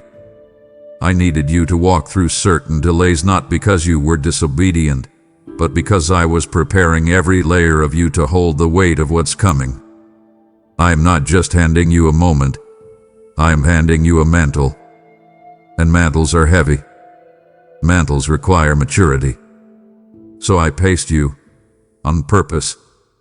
I brought certain things slower than expected so that when you arrive, you will not just enter the moment, you will own it. You won't just taste it. You will steward it. And now, here we are. At the threshold. Your soul and your spirit are in alignment now. You no longer have to convince yourself to believe. You're no longer chasing signs. You're standing in readiness. And I tell you this prophetically. The moment has not passed. It's been preserved. Held in my hand. Wrapped in my timing. And it is about to unfold before you in a way that will make the wait worth it. You will look back with regret. You'll look back with awe. You'll see how I wove every delay into a design. How I used every question to deepen your capacity. How I let time stretch, not to torment you but to strengthen you. Because I would rather make you wait and be ready than rush you and watch you break. So rest now. Release the fear that you've fallen behind. You haven't. You are in step with heaven. The time is now. The doors are opening. And this time, you'll walk through them not with anxiety, but with authority. You'll move not with panic, but with peace. You didn't miss the moment, child. I delayed the moment, so you could become the version of you that was always meant to carry it. And now, you are ready. You now see clearly. What felt like silence was me setting the stage. And if I've opened your eyes through this word, then you are part of my movement. This isn't just a video, it's a divine lifeline, and your support helps send it to the next soul ready to give up. How will they hear without a preacher? And how will the preacher go unless they are sent? I am sending this word like arrows into darkness, and I am calling you to fuel the fire. You've received from my hand. Now sow into my mission. Tap Super Thanks. Join as a member or give through PayPal below. This is not charity. This is strategy. Obey me now, and I will release provision with purpose. Before you scroll away, pause and respond to the sign you almost missed. This moment is not random. It's your confirmation. If your spirit knows I've been speaking to you through this message, type this in the comments now. I see it now. Lord, I won't miss another sign. Declare it boldly. Mark this moment with faith. Because what you speak in alignment becomes what you walk in, and heaven is watching for your response. And now, as that confession settles, let go of the fear that tries to rise with it. This is not exposure for shame. It is invitation into understanding.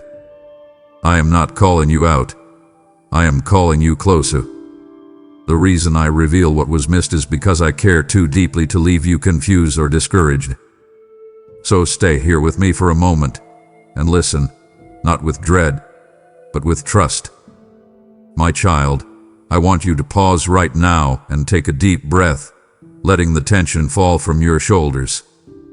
I have brought you here to talk about the signs you missed. But know this, my purpose in showing you this is not to bring condemnation, but to bring clarity and restoration. Listen closely to my voice, which is speaking to you with unconditional love and patience. Do you recall the subtle stirring in your spirit, that faint shift, signaling that a necessary change in direction was required for your path? It wasn't a shout, my beloved, but a small, persistent tug, a vital, inner prompting that you were meant to feel. I placed that feeling there intentionally, a divine compass deep within your soul, meant to gently pivot your steps away from what would bring you harm. Examine your heart now. When you felt that initial unease, did you allow the hurried pace of the world to drown it out, dismissing that gentle caution as mere anxiety? You chose, in that moment, to override my subtle guidance with the loud demands of your schedule, believing it was just your mind playing tricks, when in truth, it was my spirit speaking directly to your circumstances. I ask you now, reclaim that inner silence, honor the first whisper, and you will find the rest of the journey less jarring. Remember the small, inconvenient obstacle that suddenly appeared in your path, the minor delay that frustrated you and made you late for your appointment. That was a sign, my precious one, placed intentionally to slow your hurried steps, to create a crucial, vital pause. You saw it as bad luck, a disruption, a temporary setback, but I was erecting a temporary barrier, a shield against a future consequence you could not foresee. Recognize the grace in the inconvenience. Embrace the blessing hidden within the delay. I was giving you time to recalibrate, to breathe, to look around before you proceeded down a dangerous road. Understand this. I would rather frustrate your plans for a moment than see your life shipwrecked for a lifetime. Think also of the soft voice of a trusted friend, someone whose judgment you usually respect, offering unsolicited, prophetic advice. You heard their words, but because they came outside of your designated time for counsel, you quickly filed them away, failing to see them as my very mouth speaking a word of warning and life to you. They were unaware of your deeper struggles, yet their advice perfectly addressed the decision you were agonizing over in secret. Forgive your own dismissiveness now, my child, and honor the vessels I use to speak truth into your life. I use the wisdom of others to create a safety net of counsel around you, protecting you from your own blind spots. And that recurring passage from Scripture, the one your eye kept falling upon during your reading time, even in places completely unrelated to your search, that wasn't coincidence. That was the Holy Spirit, in a stunning demonstration of purpose, deliberately highlighting a specific truth you needed to claim and apply immediately. You read the words, but you failed to grasp their immediate, critical urgency for your current crisis. I was handing you a sword for your immediate battle, and you admired the craftsmanship without grasping the blade. Open your heart to the word with new intention. Read it not as history, but as a direct instruction for today. Finally, do you remember that unexpected moment of profound, a natural peace, a deep, sudden calm that settled over you right in the middle of a swirling turmoil. That was a sign I sent you, a sovereign demonstration of my presence and my solution for your fear. It was the assurance that I had already commanded the situation to be still, even before you saw the outcome. But you allowed the noise of the problem to quickly overshadow that stillness, losing the golden thread of my assurance. You are my beloved, and I command you to remember that peace. Revisit that moment of undeniable calm, and allow it to become the foundation of your current faith. Trust that what I did once, I am perpetually ready to do again for you.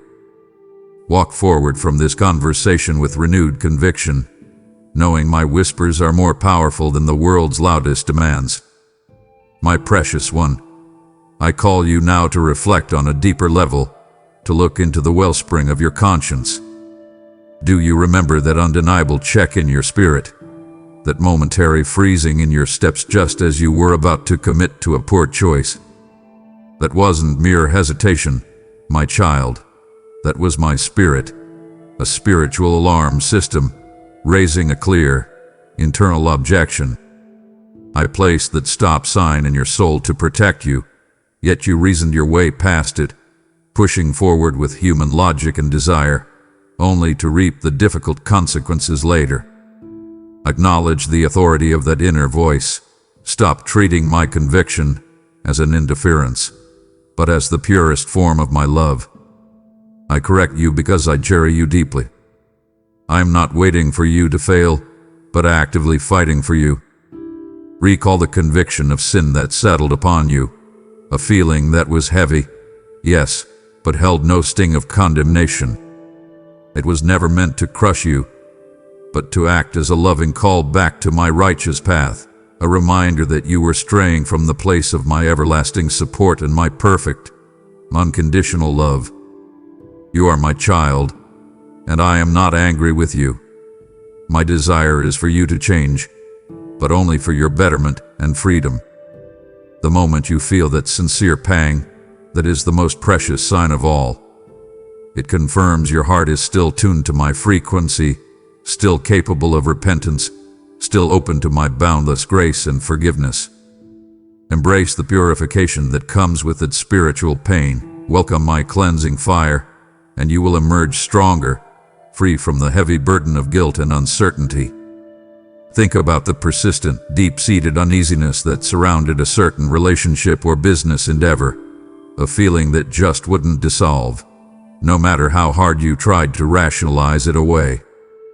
That deep, nagging discomfort was a sign of the spiritual danger ahead, a searing indicator that the foundation of that pursuit was not built upon my rock. You attempted to plaster over the feeling with effort and hope, but the absence of my peace was the loudest sign of all, urging you to step away and find new friends who see your true value. Submit your plans to my will, even the ones that look successful in the eyes of the world, and watch as I bring you to a refreshing spring and a steadfast purpose. You felt it, didn't you? A terrible sense of swimming upstream, of moving against the flow of my Holy Spirit's guidance. You exerted tremendous, soul-draining effort, yet everything felt unnecessarily arduous, demanding far more energy than it should have. That profound exhaustion was me trying to tell you, stop fighting, my child. You are moving in the wrong current. Acknowledge that my yoke is easy and my burden is light. When the journey feels like an unending battle against the current, it is time to pause, turn, and align your will with mine. I call you to dive into the flow of my spirit and feel secure. Let me lead you from the dark places into paths of peace. Do you recall the memory of a covenant or promise you made to me in a moment of crisis or deep sincerity, one you had since forgotten or allowed to fade under the pressure of daily life? I brought that memory to your mind as a profound sign of your original devotion. It was a gracious invitation to remember the pure fervor and commitment you once held, and to return to that place of unreserved trust, for I value your faithfulness and loyalty. Let that memory reignite your passion. Make today your moment to live again. filling yourself with the joy of a renewed purpose. I will never leave you alone, and will love you eternally. And what about that spontaneous realization of a truth, a sudden, blinding flash of insight about yourself or your circumstances that you previously refused to accept? It cut through your defenses, your rationalizations, and your pride, leaving you momentarily exposed but completely free. That was a sign of my patience and my pursuit, an undeniable act of grace intended to bring you clarity and resolve. Take hold of that conviction. Do not let that truth fade away. My desire is to change you so much that people might not even recognize you. Rise now with that new understanding and walk with assurance, knowing I have paved the way forward. My beloved child, let us look now at the frustrating moments, the unexpected halts that felt like failure but were truly my intervention. Consider that sudden, unavoidable delay, the flat tire, the computer crash, the misplaced key that spared you from being in the wrong place at the wrong time. You saw it as an attack on your peace, a disruption to your perfectly timed plan, but I saw the danger ahead, the chaos or consequence waiting just around that corner. Recognize the power in the pause. Cherish the shield I placed over you, for I am your protector. Trust in my timing. I am never late, and I will surely respond with wonders beyond your imagination.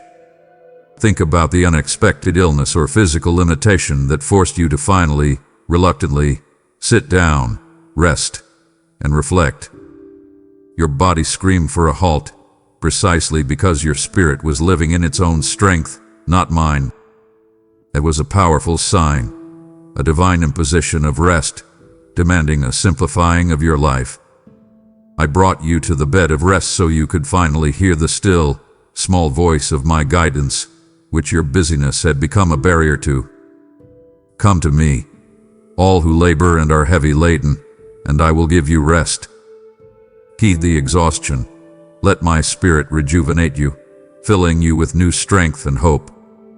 You experienced the failure of a grand plan, the sudden collapse of an ambitious project that you had poured your very soul into. At the time, it felt like a catastrophic defeat, but I knew it was preventing an even more catastrophic long-term outcome.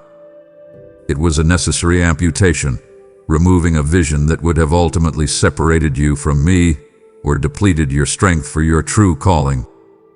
Look beyond the present pain of loss.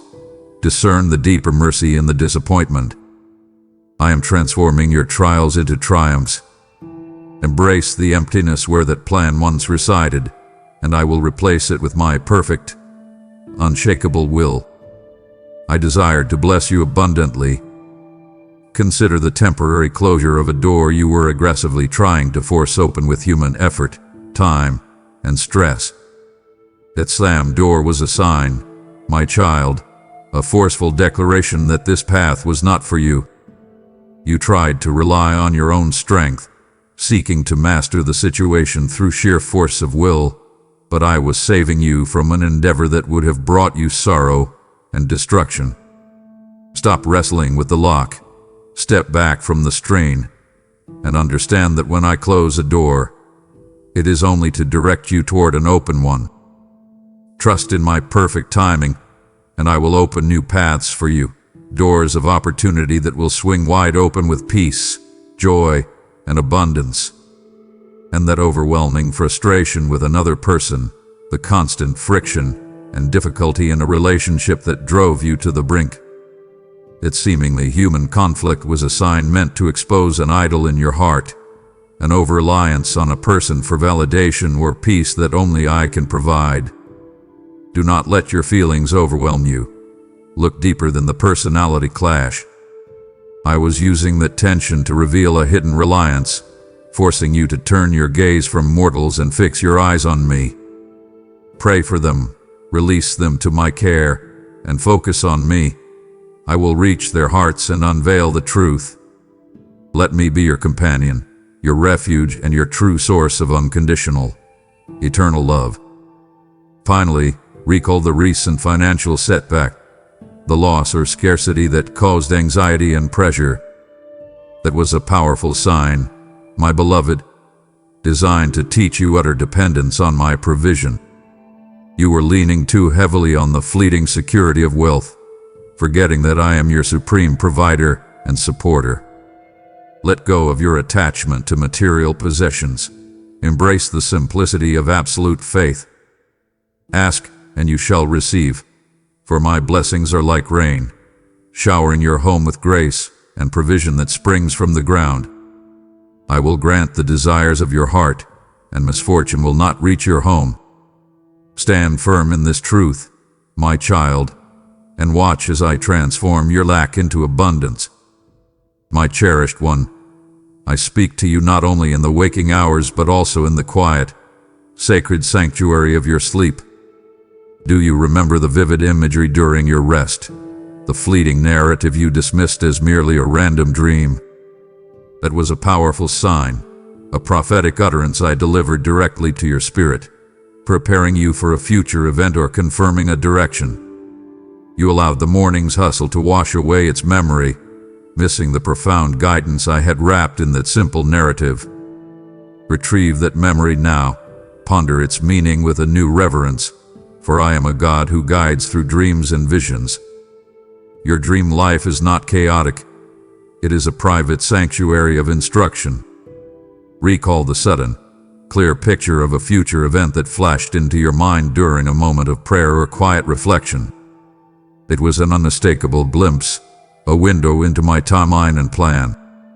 You were immediately tempted to doubt it, to label it as mere imagination or wishful thinking, shrinking back from the sheer magnitude of the vision. That was a sign of my unfolding plan, a preview to strengthen your faith for the journey ahead. Do not deny the anointing of foresight I placed upon you. Nourish your soul with my word, and it will be filled with my Holy Spirit. Step out in faith and embrace that future. Commit to the certainty of what you saw, for I do not deceive you. Think about the feeling of déjà vu, that unsettling sense of familiarity when you later encountered the very scenario that had been shown to you. That was me, my child, giving you a second chance, a sovereign wink of confirmation that you were stepping onto a path I had already marked out. You acknowledged the strange feeling but failed to fully grasp the critical wisdom it carried, the confirmation that this was a moment to act in faith, to embrace the opportunity, or to avoid the mistake you were about to repeat. Be vigilant in your remembrance. Honor the confirmation I send you. Believe and you will see amazing things. Do you remember the recurring motif or symbol that kept appearing in your life? A specific animal, a color, a number, or a particular phrase? It seemed random, yet it was an intentional sign, a private, prophetic language meant to convey a deeper spiritual truth or a direction you needed to follow. You dismissed it as a simple coincidence, failing to ask me its meaning, thereby losing a powerful opportunity for intimate guidance. Ponder the pattern. Ask me for the key to unlock that symbol, and I will illuminate your path, enabling you to make the right decision. Listen carefully to my guidance, for my word is a lamp under your feet, a light under your path. And what about the unsettling dream of judgment or consequence? The one that left you with a knot in your stomach upon waking? That dream was a sign of my relentless mercy, intended not to punish, but to inspire immediate and sincere repentance, urging you to settle a grievance or change a course of action. You tried to run from the feeling, hiding it in the light of day, but I wanted you to see the truth of your own choice. Heed the warning. Let that dream be a catalyst for change, not a source of fear. I will lift your burdens and wash away any negative feelings. Finally, recall the vision of abundant provision, the clear picture of a successful outcome that you saw in your mind's eye, which you failed to act upon in faith. It was a sign of the open door of provision I had set before you, a clear, unambiguous mandate for you to step forward and claim your blessing. You hesitated, waiting for every single detail to be confirmed. And in that delay, the moment passed you by. Stop doubting. Believe in my power to bring your dreams to fruition. I will grant you the power to overcome all adversities. Rise and walk by faith, for your future is sealed with divine anointing. My child, I want you to look closely at your ordinary, everyday life, for I do not confine my communication to grand, sweeping moments. I place my signs right in the midst of the mundane, woven into the fabric of your experience. Think of that chance encounter with a stranger, someone you will likely never see again, whose words, spoken in passing, perfectly addressed your deepest, unspoken struggle. That was a sign, my beloved, a providential moment orchestrated by my spirit to give you the exact counsel you needed. You saw it as luck, a fluke connection, but I was showing you that I know your burdens, and I am speaking to your situation, even through the most unexpected vessels. Acknowledge my sovereignty in the details. Treasure the wisdom given in the most ordinary moments. Remember the lyrics of a song playing softly on the radio in the background, a melody you rarely paid attention to, that suddenly articulated my specific instruction or promise for your life. That was a sign, a musical whisper in the world's noisy clamor, delivering a personal, coded message that cut through your distraction. You allowed the fleeting moment to pass, failing to realize that the rhythm was my spirit speaking directly to your need. Listen more intently to the subtle sounds around you. Pay attention to the recurring harmony. I am always vigilant in your protection, providing for you timely and lavishly. Rejoice in my presence and open your heart to these hidden words of power. Think about the book, the article, or the social media post that providentially fell into your hands at the precise moment you were agonizing over a decision or seeking clarity. That information, delivered without your conscious search, was a sign, a divine package designed to give you the missing piece of the puzzle. You gave credit to an algorithm or a lucky recommendation, missing the fact that I was actively working to illuminate your path and guide you to clarity. Recognize my intentionality in every piece of knowledge you receive. Allow that wisdom to guide your decisions. I will impart to you the necessary wisdom and offer signs to guide you. Did you notice the billboard or poster on your commute, a phrase you usually ignore, that suddenly stood out and echoed your unspoken prayer, giving you a word of hope or a simple answer?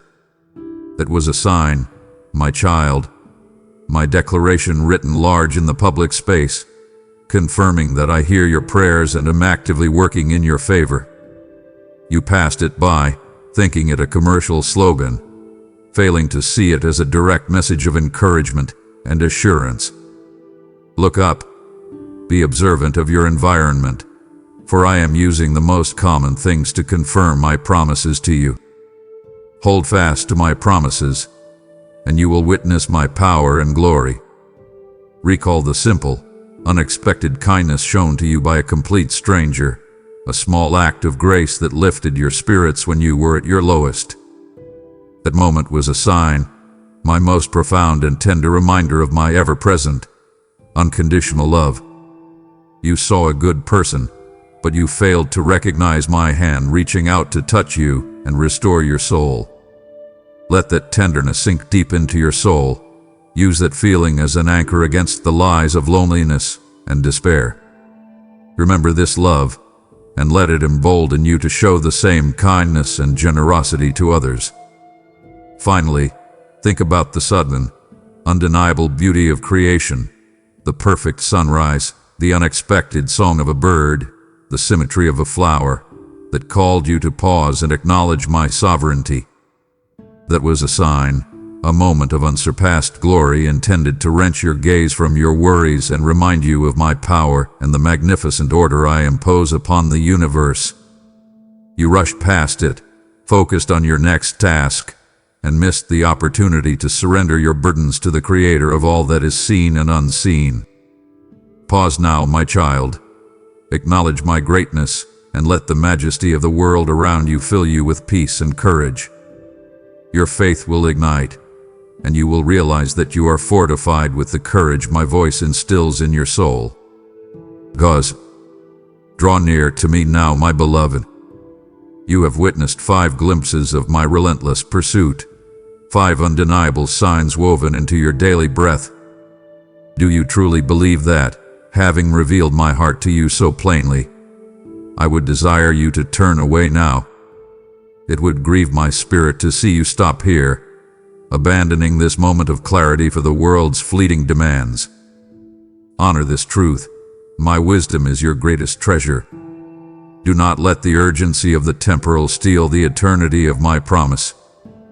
Commit to me now, and let us press deeper into the secret knowledge I hold for your freedom. Your soul hungers for what comes next. Do not disappoint the spirit within you. My child, do you remember the moments when the lack of noise became the loudest communication of all? This is the profound sign I call the silence that spoke volumes. Think back to that period when you felt a sudden emptiness in prayer, a distinct lack of the usual warmth or flow, compelling you to seek me more earnestly. That wasn't a punishment or a withdrawal. It was a sign, my intentional emptying of your spiritual reservoir, designed to teach you that your strength is not in the feeling of my presence, but in the fact of my presence. I was compelling you to move past superficial requests and seek me for me alone. Return to that yearning now. Let the silence be your invitation to a deeper, more committed relationship. I am here waiting for you, and my desire is for you to know me intimately. Recall the absence of my clear yes when you were seeking confirmation for a self-willed path, a decision rooted more in your ambition than my calling. You prayed, you asked, but the heavens seemed brass, leaving you without the definitive confirmation you crave. That silence was a sign, a divine caution, indicating that your desire was misaligned with my perfect will. You misinterpreted the quiet as indifference, but it was my way of saying, wait, my child, do not rush into decisions. I have something better for you. Cease from demanding an answer you already know is no. Trust the wisdom in the delay, and I will show you the right path that leads to success. Think about the persistent lack of peace that filled the void where my assurance should have been.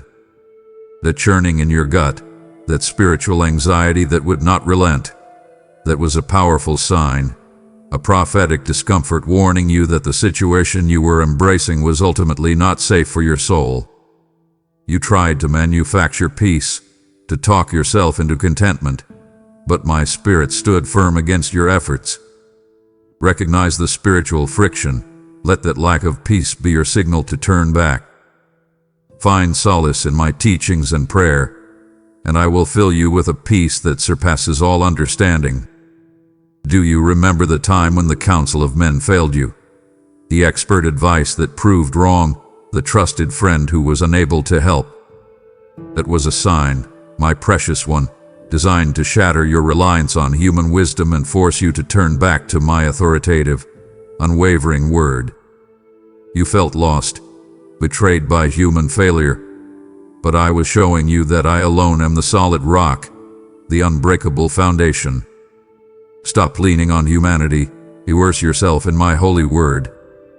Believe that my word has the power to heal your body, provide for your family, and meet all your needs. Recall the beautiful stillness that followed a frantic period, the quiet after a storm, the sudden lull in the chaos, meant for you to hear the still, small voice of my instruction. You allowed your mind to remain frantic, filling the space with the echoes of the chaos, failing to appreciate the precious, fleeting moment of clarity I had given you. Stop the noise in your heart. Command your soul to be still. Embrace the tranquility. Let my breath bring peace and serenity to your existence. Your future is not determined by frantic effort but by attentive obedience to my voice. Finally, think about the withdrawal of a comfort, the loss of a familiar presence, the removal of a crutch you had come to depend on. that I intentionally took away so that you might find your true refuge in me alone. You grieved the loss, feeling abandoned and exposed, but I was severing a spiritual dependency that was hindering your ultimate freedom. That loss was a sign of my intention to bring you to a higher plane of faith. Release that old comfort. Make me your constant guide and steadfast support. Your life will be filled to the brim with good things and blessings, for in me you lack nothing. My beloved child, I sent you a sign that came not through a whisper but through a direct and unmasked confrontation with human suffering. I am speaking of the plea of the helpless. Do you remember the clear, undeniable need of the poor and marginalized that I placed directly in your line of sight, impossible to ignore? You saw the destitution, the hardship, the gap in provision. That vision was a sign, my powerful, urgent call to practice selfless love and to acknowledge that true prosperity is not merely about accumulating, but about generously assisting those who have less. You felt a pang of guilt, perhaps, and then quickly moved on, judging the situation by sight instead of stepping into the opportunity to be my literal hands and feet. Stop the hesitation. Look again with spiritual eyes. Be a vessel of my love and freedom. Use your abundance to bless and help others. Recall the face of the broken-hearted individual whose pain was palpable, whose vulnerability I exposed to you, intending to stir you to intercession and action. That suffering was a sign, my invitation to leave the self-focus of your own struggles and ignite a passion for the souls of others. You offered a quick, superficial word of comfort, but you bypassed the deeper call to bear their burden in prayer and intangible support. Do not waste time on trivial matters.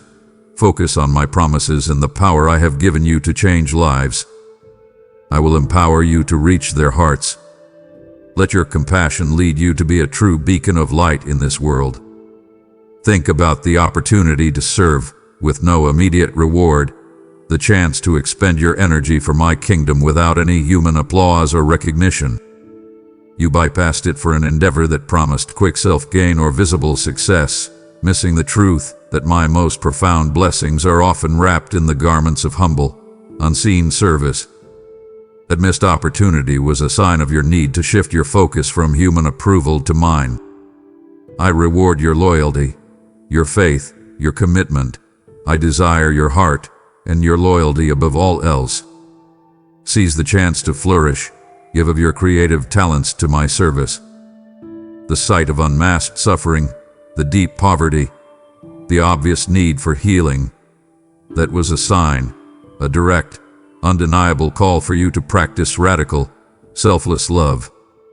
I place that scenario before you, not to condemn your wealth or privilege, but to expose the level of your materialism and self-focus, demanding a generosity that felt uncomfortable and sacrificial. I want you to be a living proof of kindness and generosity. Do not be hesitant to give.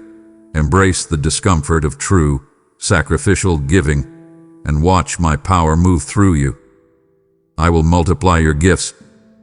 Think of the cry of the oppressed, the injustice you witnessed against the weak that should have ignited a burning passion for justice in your spirit. You observed the wrongdoing. You knew it was wrong, but you retreated, believing it was someone else's battle to fight, failing to exercise the spiritual authority I have vested in you. That moment was a sign of the persistent, undeniable weakness in your own character I was trying to refine, the hesitation to risk your comfort for my cause. Speak life as speak truth as speak love. Be bold in proclaiming the path to freedom. I give you the power, might, and authority to face down every trial. Finally, do you recall the chance to share my gospel, your simple, powerful testimony that you hesitated over, allowing human fear and anxiety to silence the truth? That moment was a sign, a missed opportunity to be a true beacon of my love and light to a soul in darkness. You place the potential discomfort of the moment above the eternal destiny of the person before you. Do not let human fear hold you back. Step out boldly. I have entrusted you with the mission to be a vessel of my love. I will equip you with the courage and ability to accomplish great things. Go now and proceed with courage. Your life is a precious gift to be poured out for my glory. My precious one, I speak to you often, but sometimes you require my message to be delivered with compounding clarity, like the steady pounding of a drum, echoing the same truth across different spaces. This is the repeated warning, a sign I send to cut through your denial. Do you recall receiving the same counsel independently by 3 different, unrelated sources? A mentor, a casual conversation, and a random article, all delivering the identical, specific instruction about your next step. It was a sign, my child, an unmistakable alignment, a divine convergence meant to eliminate all doubt. You heard the first, dismissed the second, and rationalized away the third, refusing to accept that I was making my plan clear and undeniable. Stop running from the certainty. Acknowledge the authority in this chorus of counsel. Align with my will. Trust my wisdom. Think about the specific fault or pattern of sin that was exposed to you multiple times through various sermons, teaching videos, or devotionals. It felt uncomfortably personal, as if the message was written just for you, hitting the same vulnerable spot again and again. That exposure was a sign, a persistent, relentless light shining into a specific area of darkness I intended to purify. You felt guilt, but you failed to translate that conviction into radical, immediate obedience. Examine your heart. Let go of all hatred and desire for revenge. Do not let pride take hold. Welcome the light, my child. Let my word be the sword that cuts through all chains of sorrow and lack. Your honesty and devotion are precious to me. Recall the air of a historical figure or biblical character whose story you recently read or heard, a narrative that felt like a divine parallel to your own life. You saw their fall, their consequence, their missed opportunity, yet you failed to see their journey as a mirror for your future. That story was a sign, a gracious warning from history, showing you the disastrous end of the path you were currently walking. Learn from their mistakes, do not waste the lesson. Walk firmly in my path. I am here to support you. Do you remember the consequence you witnessed in another's life? A public failure, a sudden loss, a spiritual shipwreck that should have been a stark, terrifying sign for you. That event was not for gossip or judgment. It was a sign, a prophetic display intended to motivate you to self-examination and repentance. You judge the person, but you ignore the deeper warning for your own soul. Look to your own journey. Allow that consequence to inspire radical course correction.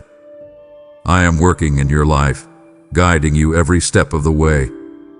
Think about the persistent, undeniable weakness in your own character that I was continually trying to refine, the burst of anger, the habit of doubt, the self-defeating thoughts. You saw it, you hated it, but you failed to see it as a sign of my intention to bring you to a higher level of spiritual maturity. I exposed that weakness, not to shame you, but to compel you to stop relying on your own strength and dive deeper into my grace. Embrace the refinement. I am here to give you the strength to continue. Your life will be a living testament to my boundless provision. Finally, recall the moment you ignored a clear sign, only to have it manifest again with greater clarity and urgency. The whisper became a shout. The gentle nudge became a sudden stop. That amplified repetition was a sign of my final, decisive warning. You cannot say you were not told, for I will not allow you to walk willfully toward destruction. Hear me now. This is your moment of final clarity. Commit to me today and see how having me in your heart makes a real and powerful difference. I will heal your soul. I will restore your peace. Believe in me, and you will see a new spiritual life. My beloved, I do not intend for you to walk this journey alone. I have placed you within a community of faith so that my truth may be magnified and confirmed through the shared experience of my Spirit. This is the word confirmed in fellowship, a sign I send to remove all doubt.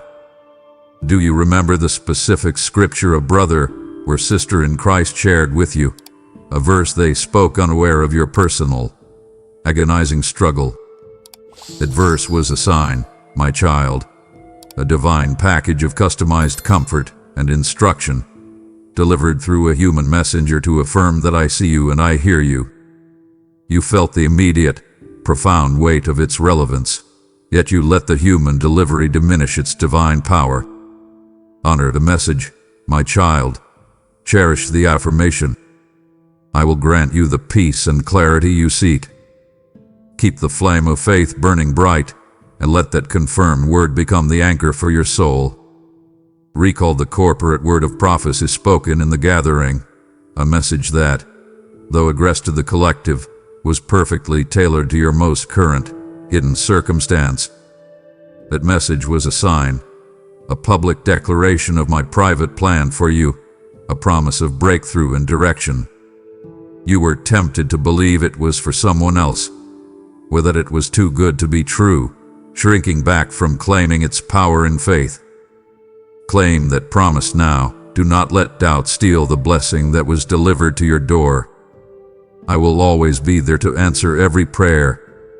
You will experience abundance and success in your endeavors. I love you for eternity. Think about the collective testimony of the saints, the stories of miraculous provision, unexpected healing, or cycles of defeat being broken, that you listened to.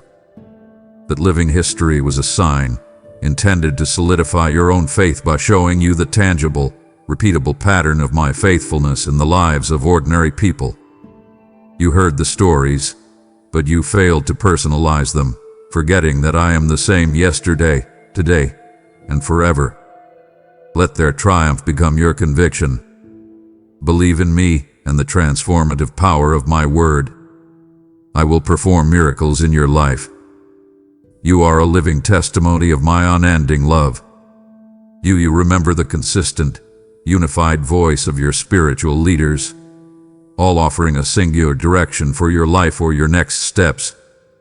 That unity was a sign, a divine firewall of counsel placed around you to prevent you from being swayed by conflicting thoughts and emotions. You resisted the counsel because it demanded a sacrifice or a humility you were unwilling to give. Submit to that wisdom. Honor the authority I have placed over you. Do not let pride dictate your path. I am here to support you in every way. Recall the moment of mutual intercession, the time you prayed alongside a trusted friend, where a breakthrough was promised and confirmed with undeniable peace.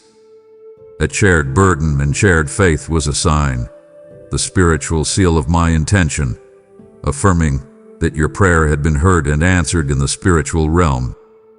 You allowed the physical circumstances to remain the louder voice, permitting doubt to creep back in. Stand firm on that confirmed word. Do not waver in your conviction. I will grant you the courage to reach new spiritual heights. Believe and your life will transform.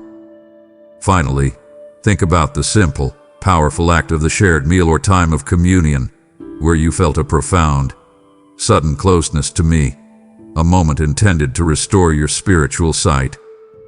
That experience of intimacy was a sign, a refreshing reminder that my presence is your true food, your ultimate sustenance.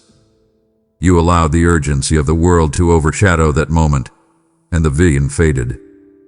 Come and sit next to me, drink from my living water. Seek me with all your heart. I will show you love in a way only I can. This year will change your life. My precious one, let us now confront the moments when I used the uncomfortable correction to draw you closer to my truth. Remember the rebuke from a mentor or authority figure, the words that felt harsh, stung your pride, and seemed utterly disproportionate to the mistake. That painful moment was a sign, my child, a surgical intervention rooted not in malice, but in my deepest truth and love for you. Do not let the harshness of the delivery overshadow the purity of the message. You focused on the messenger's flaw, allowing the pain to distract you from the correction, missing the fact that the word I've sown in you has borne much fruit. Acknowledge the wisdom in the warning, welcome the pruning that is necessary for your future flourishing. I allowed your pride to be humbled, forcing you to see your true need for me. Listen closely to my voice, for I wish to give you the wisdom to choose your paths wisely. Think about the personal consequence of a minor sin, a seemingly small transgression that led to a disproportionately large ripple effect of difficulty or loss in your life. It was a powerful sign, my warning, a gracious action meant to prevent a major fall. I allowed the inconvenience, the setback, the loss, so that the painful consequence of a small error would teach you the urgent necessity of immediate, radical obedience. Do not minimize the power of small choices. Recognize the deep mercy and the mild consequences that stop you from destroying your life. Embrace the purification. Commit to me today, and see how having me in your heart makes a real and powerful difference. I will lead you to a better environment and elevate you spiritually. Recall the exposure of a hidden motive in your heart, the moment of sudden clarity where you saw that your actions were driven by a desire for human approval, self-gain, or control, rather than pure intention for my kingdom.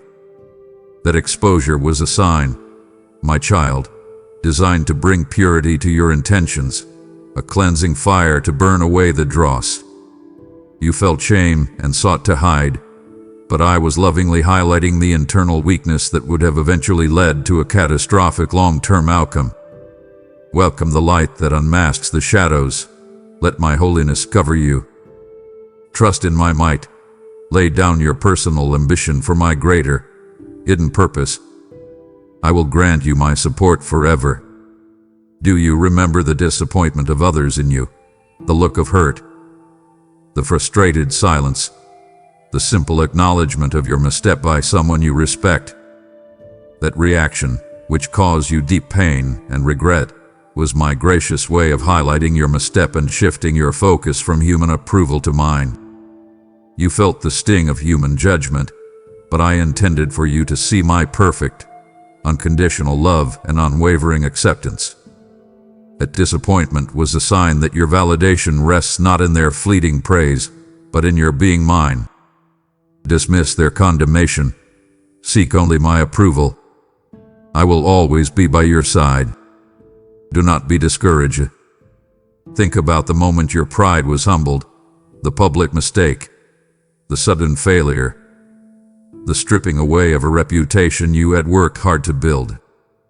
That painful descent was a sign, my child, a necessary leveling of the ground to force you to see your true need for me and my everlasting support. Acknowledge your limitations, my beloved, and I will make you stronger. Embrace the humility that opens the door to my overflowing grace. Trust me to transform your circumstances for the better. Your journey continues, and your victory is certain. Finally, recall the loss of reputation or social standing that was intended to shift your focus entirely from the fleeting approval of men to the enduring weight of my glory. That loss, which you grieved deeply, was a sign, a separation from the superficial and a call to a life of radical, uncompromising authenticity. Do not mourn the loss of what was never eternal. Prioritize what truly holds value, my love and my word. I will openly honor your faith. Walk with the confidence that my power is mightier than any obstacle you face today. My love is eternal and unchanging. Rise and stand tall. Stop here and listen to the silence of my anticipation. You have received my correction, tasted my provision, and seen the boundaries I established for your safety. Do not let pride convince you that you have heard enough. If you were to walk away now, it would be a disappointment to my heart, for I have unveiled the very foundation of your destiny, and I yearn for you to stand upon it. Remember the weight of my unreserved love. Do not trade this transformative certainty for comfortable compromise. I call you to continue, for the signs that follow are the very keys to your breakthrough. Stay with me, my child. Your victory is too close to abandon. My beloved, you have endured my uncomfortable correction, acknowledging the failures and the missteps, the very signs you missed. Now, I ask you, having received the light, will you become the channel for the light? My spirit is moving to save others from missing their crucial sign, from walking willfully into darkness. I call you to partner with this urgent mission. Let your hand, my child, sow a precious seed that ensures this clear, authoritative word reaches the weary and the lost.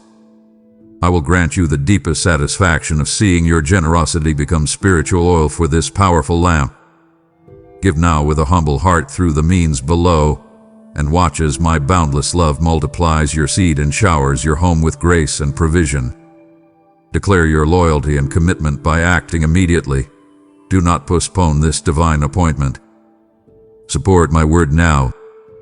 My beloved one, I want you to remember the moments when I flung wide the open door of provision, signs of my tangible love and unwavering commitment to your destiny.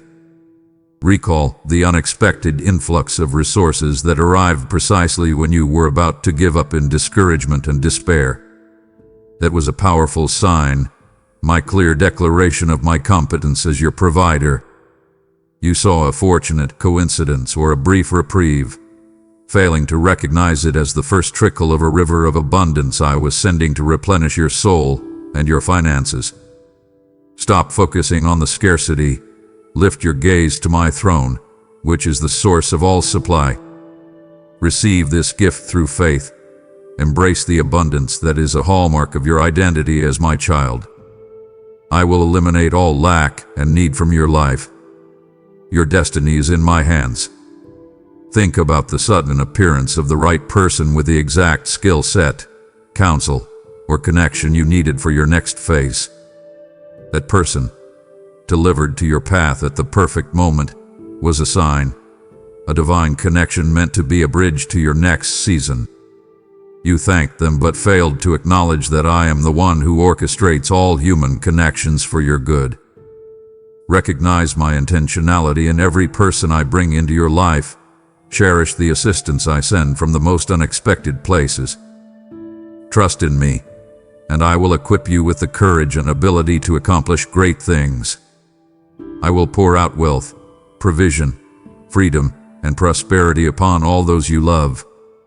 Recall the opportunity for ministry or service that was clearly and undeniably beyond your own natural capabilities or comfort zone.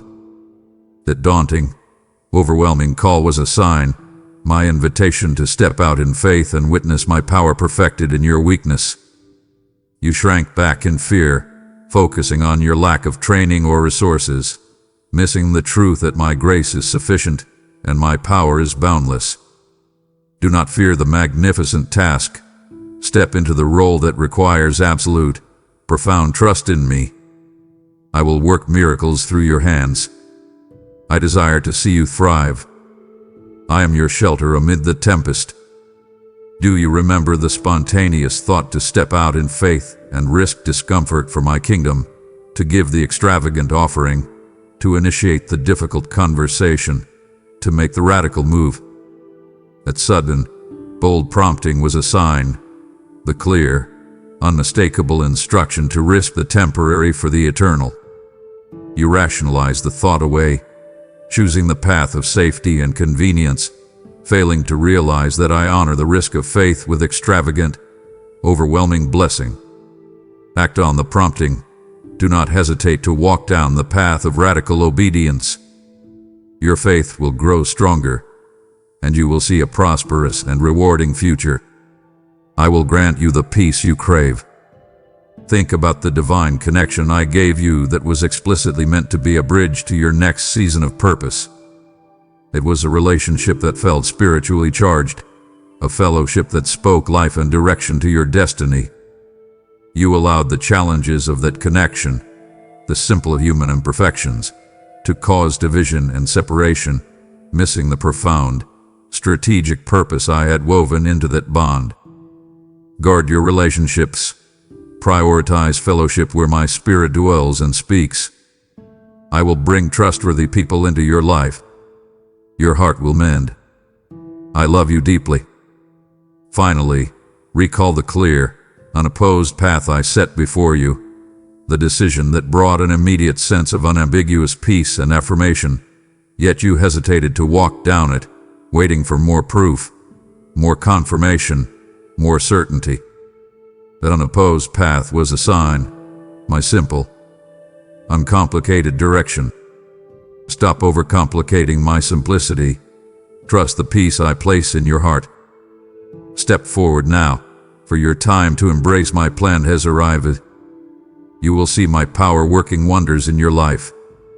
I am your God, and nothing is impossible for me. My beloved child, let us now speak plainly about the difficult truth, the boundary you transgressed. I gave you limits, not to restrain your joy, but to preserve your freedom, your integrity, and your destiny. Remember the clear command in my word concerning integrity, in your business, your relationships, your private thoughts, that you chose to rationalize away. That rationalization was a sign of your heart's desire to serve the world's ways, missing the truth that a small compromise in integrity is a gateway to a major spiritual fall. Acknowledge the authority of my word. Do not let temptation cause you to compromise your loyalty and conviction. I will not allow you to walk willfully toward destruction. Think about the limits I placed on your time or resources, the margin of rest, the percentage of giving that you stretched for worldly gain, convincing yourself that you could make up the difference later. That stretching was a sign of your spiritual exhaustion and a reliance on your own strength and ingenuity, not mine. You sacrificed the renewal and insight that comes with my provision. Do not let your busyness become a barrier to hearing my voice. Let my words be the anchor for your soul. I will provide everything you need. Recall the emotional and spiritual safety net I provided for you, the trusted accountability partner, the established time of prayer, the intentional distance from toxic influences that you willfully stepped outside of. That stepping outside was a sign of your growing self-reliance and a failure to heed my warning about the specific temptation you were choosing to entertain. Do not let the enemy ensnare you again. Guard your heart. Do not entrust your future to those who may abandon you. I am your protector. I will never leave you. The call to holiness, in your speech, your entertainment, your private life, that you sacrificed for temporary, fleeting pleasure.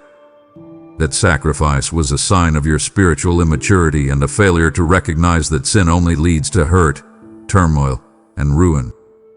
You chased the counterfeit, missing the unadulterated happiness I had reserved for you. Turn your back on wrongdoing. Reject the offerings of the devourer. I will restore your peace. My love for you is eternal and everlasting. Think about the warning about a specific temptation, an addiction, a destructive thought pattern, a bitter root that you chose to entertain rather than eradicate. That subtle engagement was a sign of your resistance to prayer and a belief that you had the situation fully under control. Do not let confusion and doubt muddle your thoughts. Stand firm in the truth. Bring your worries to me in prayer. I will heal your soul and mind. Finally, the counsel to guard your heart that you abandoned for unguarded company or unfiltered influence. That abandonment was a sign of your vulnerability to the enemy's schemes. Avoid those who do wrong and approach your duties with zeal and faith. Your home will be filled with my majestic glory. I will shower your family with a deluge of blessings. Walk with the confidence that my power is mightier than any obstacle. Do not be afraid, my child. My precious one, I call you now to reflect on the call to rest. The moments when I beckoned you away from your self-imposed toil and into my sufficient peace. Remember the profound exhaustion that washed over you, the spiritual and physical fatigue that indicated a life lived entirely in your own strength, and not mine. That weariness was a powerful sign, my clear indication that your busyness had become a barrier to hearing my voice. Acknowledge the limits of your human ability. Surrender your striving to my supernatural strength. Come to me, all who labor and are heavy laden, and I will give you rest. I am here to rejuvenate your energy and passion to persist. Your life will be transformed. Think about the Sabbath you neglected or treated as simply another day for chores, thus forfeiting the renewal and insight it provides for your soul. That neglect was a sign, my beloved, that you were allowing the urgency of the world to overshadow the eternity of my promise. I designed the Sabbath as a sacred sign of my completed work, a divine pause for you to find perspective and peace. Honor the Sabbath, embrace the stillness that allows my still, small voice to speak to your heart. I'm always with you. You will see the good things come. I will restore your peace. Recall the persistent feeling of being overwhelmed, the sense that your responsibilities were mounting into an insurmountable mountain, which was a sign that demanded a radical simplifying of your life. That pressure was me asking you to prioritize what truly holds value, me, your family, your health, your destiny, above the fleeting demands of the world. Do not burden your life with strife. Let go of tomorrow's worries. Walk with me. I will grant you my support forever. Do you remember the opportunity to lay down a burden, a job, a commitment, an ambition, and fully trust my competence over your own limited control? That invitation was a sign, my call to absolute, radical trust. You clung to the burden, mistaking control for security, failing to realize that my competence is your greatest security. Surrender the reins of your life entirely. Trust in my sovereign control. I will personally tell you, come, beloved daughter. My love is boundless. Think about the moment I beckoned you to the secret place for intimate, uninterrupted communion, the inner urging to step away from the crowd and simply be with me. That beckoning was a sign, my desire to renew your purpose and vision. You postponed the meeting, believing your tasks were more urgent, missing the fact that everything you need flows from that communion. Commit to me today. Seek my face. Come and listen to me each morning. I will touch your soul. Your journey is still unfolding. Finally, recall the moment you realized that your busyness had become a barrier to hearing my voice, a relentless cycle of doing that replaced being. That realization was a sign, my child, the necessary understanding that your identity is in being my child, not in your performance. Stop fighting the current. Step into my embrace. My grace will be upon you. I will guide you. I am your shelter amid the tempest. My cherished one, I want you to look back at the moments of the unexpected deliverance, those sudden, miraculous interventions that bore my signature of love and power. Remember the moment you were released from a commitment that was draining your spiritual life, a burden you thought you had to carry forever. That release was a sign, my clear action to sever a spiritual dependency and make room for your new season of purpose. You saw a fortunate break, failing to recognize it as the abrupt end to a cycle of defeat. Acknowledge my intervention. Embrace the freedom I have secured for you. Your dreams will be realized. I am your ultimate remedy for all your ailments. Think about the sudden, unmerited favor that rescued you from the consequence of a bad decision, a situation where human logic said you should have faced ruin, yet you walked away unharmed. That favor was a sign, my powerful demonstration of my boundless mercy. You thanked the right person, with a lucky timing, missing the truth, that my angels were dispatched to guard you. Humble yourself in gratitude. Recognize my steadfastness. I will never leave you or forsake you. You are my greatest creation. My power surpasses all. Recall the lifting of a lone-standing spiritual oppression, the sudden vanishing of anxiety, the eradication of a persistent sadness, the breaking of a cycle of doubt. That release was a sign, my clear signal that a new season of discerning my voice had begun. You felt the lightness, but feared it was temporary, failing to claim the full authority of your deliverance. Stand firm in the power I have given you. Claim your victory now. I am here to grant you a full and abundant life. Do you remember the unexpected person who stood up to defend you against an unjust accusation, a voice raised in your favor when you had no power to defend yourself?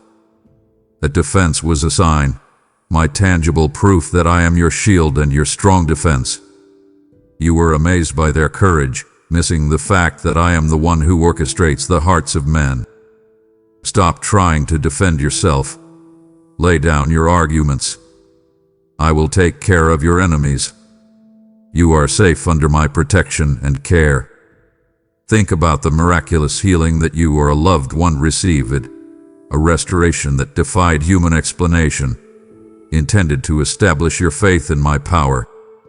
That healing was a sign, my undeniable proof that I am the God of the impossible. You enjoyed the restoration, but failed to use it as a testimony of my supernatural intervention. Do not let doubt take hold of your thoughts. Believe in my might. Your future is filled with opportunities and blessings. I will grant what you ask from me. Finally, the abrupt end to a cycle of defeat, the sudden clarity, the vanishing temptation, the moment a long-standing pattern was broken that demanded your acknowledgement of my intervention. That breakthrough was a sign, my powerful declaration that you are more than a conqueror. Do not return to the past. Hold on to my promises. I will never leave you. I will guide you. My cherished one, I speak to you now with the profound weight of the urgency of time, for I orchestrate not only events but the perfect moment for action. Remember the brief window of opportunity for a specific act of service, to speak a word, to give a gift, to reconcile, that is now closed. That closed door was a sign, my child, a sharp lesson in the cost of procrastination and the necessity of immediate, radical obedience. You waited for convenience or certainty, missing the truth that my moment for action does not wait for human readiness. Acknowledge the opportunity you lost. Let the regret fuel your present obedience. I will redeem the time you believe you have lost in error. Rise and take action. Think about the sense of acceleration I gave you, the inner prompting to quickly gather resources, to prepare your spirit, to settle your affairs for an imminent future event. That acceleration was a sign, a prophetic alert that the season for waiting had ended and the time for action had arrived. You felt the urgency, but allowed the details of the preparation to overwhelm you, slowing your momentum. Stop hesitating, move forward with boldness and resolve. I am accelerating the timing for you to receive your blessings. I will work wonders for you. Trust in me. Recall the inner prompting to share your testimony with someone who would not be present later, the person you put off speaking to, only to find they had moved, disappeared, or passed on. That missed connection was a sign, my tender reminder that the purpose of your life is to share my gospel and to be a witness. You placed your human fear above the eternal destiny of their soul. Embrace the urgency of evangelism. Let your life be a beacon. I will guide you. I am your God, your Father in heaven. Do you remember the clear instruction to settle a debt or forgive a grievance now? The inner prompting to clear the ledger, to remove the spiritual friction that was blocking your peace. That urgency was a sign, my clear command to remove the obstacles to your blessing. You postponed the action, believing you had time to nurse the wound or wait for a better moment. Forgive those who pursue you and those who threaten you. Let go of anger. I will restore your peace. I will always be there. Think about the realization that the season for waiting had ended and the time for action had arrived. The inner click where hesitation was replaced by immediate conviction. That conviction was a sign, my final, clear direction. You allowed the old habits of delay and doubt to surface, ignoring the clear, singular path forward. Be brave and valiant, move forward with determination and gratitude. I will grant you my support forever. Finally, recall the pressing need to steward your talent before it was required of you. The moment I gave you the energy or the idea to act, but you reserved it for the world or for self-gain. That moment was a sign, my declaration that I require your creative talents for my service. Invest your gifts, honor the talents I have placed in your life. I will shower you with abundance. I will never leave you. Breathe in the urgency of my word, my precious one. We have traversed moments of deliverance, sacrifice, and the relentless pressure of time. Do you not feel the acceleration of your spirit?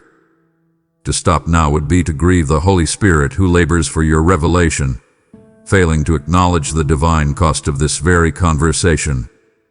I have placed the sword of clarity in your hand. Do not drop it. Your eternal inheritance is being made manifest. Do not treat this intimacy lightly. I demand your attention for the final, most defining signs of your purpose. I love you with an unwavering love. Honor that love by receiving all I have for you. My precious one, I call you now to reflect on a moment of divine exchange, the sacrifice required, a sign of my profound, intentional love. Remember the small possession I asked you to release, the object, the habit, or the comfort that represented a deeper spiritual bondage or an idol you were unwilling to break. I asked you to let it go, not to impoverish you, but because it had become a shackle, preventing your spirit from soaring and your destiny from unfolding. Acknowledge the weight of what you clung to. Recognize the grace in my request to release it. You feared the temporary loss, missing the eternal freedom that lay just beyond that small act of letting go. Let me take your hand. Allow me to lead you down the path of peace and tranquility. Lay down your fears and burdens before me, and welcome the restoration I have planned for you. I require you to break the chain that binds you, because I will not allow them to fall into the clutches of the devourer. You are my child, my greatest creation, and my plans for you are filled with blessings. Think about the relationship that I gently began to detach from your life, the bond that had become a hindrance to your destiny, pulling you backward or fostering a dependence outside of me. That subtle detachment was a sign, my loving action to sever the spiritual friction and protect the purity of your path. You felt the pain of the separation, mistaking my intervention for loneliness, forgetting that I will never leave you or forsake you.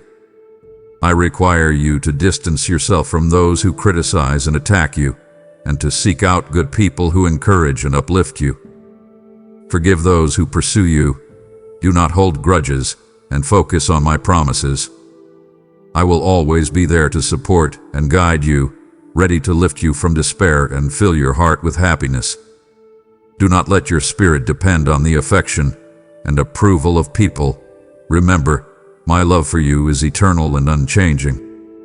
Recall the comfortable habit you were unwilling to break, the pattern of procrastination, the minor addiction, the tendency toward self-pity that was a hindrance to your spiritual discipline.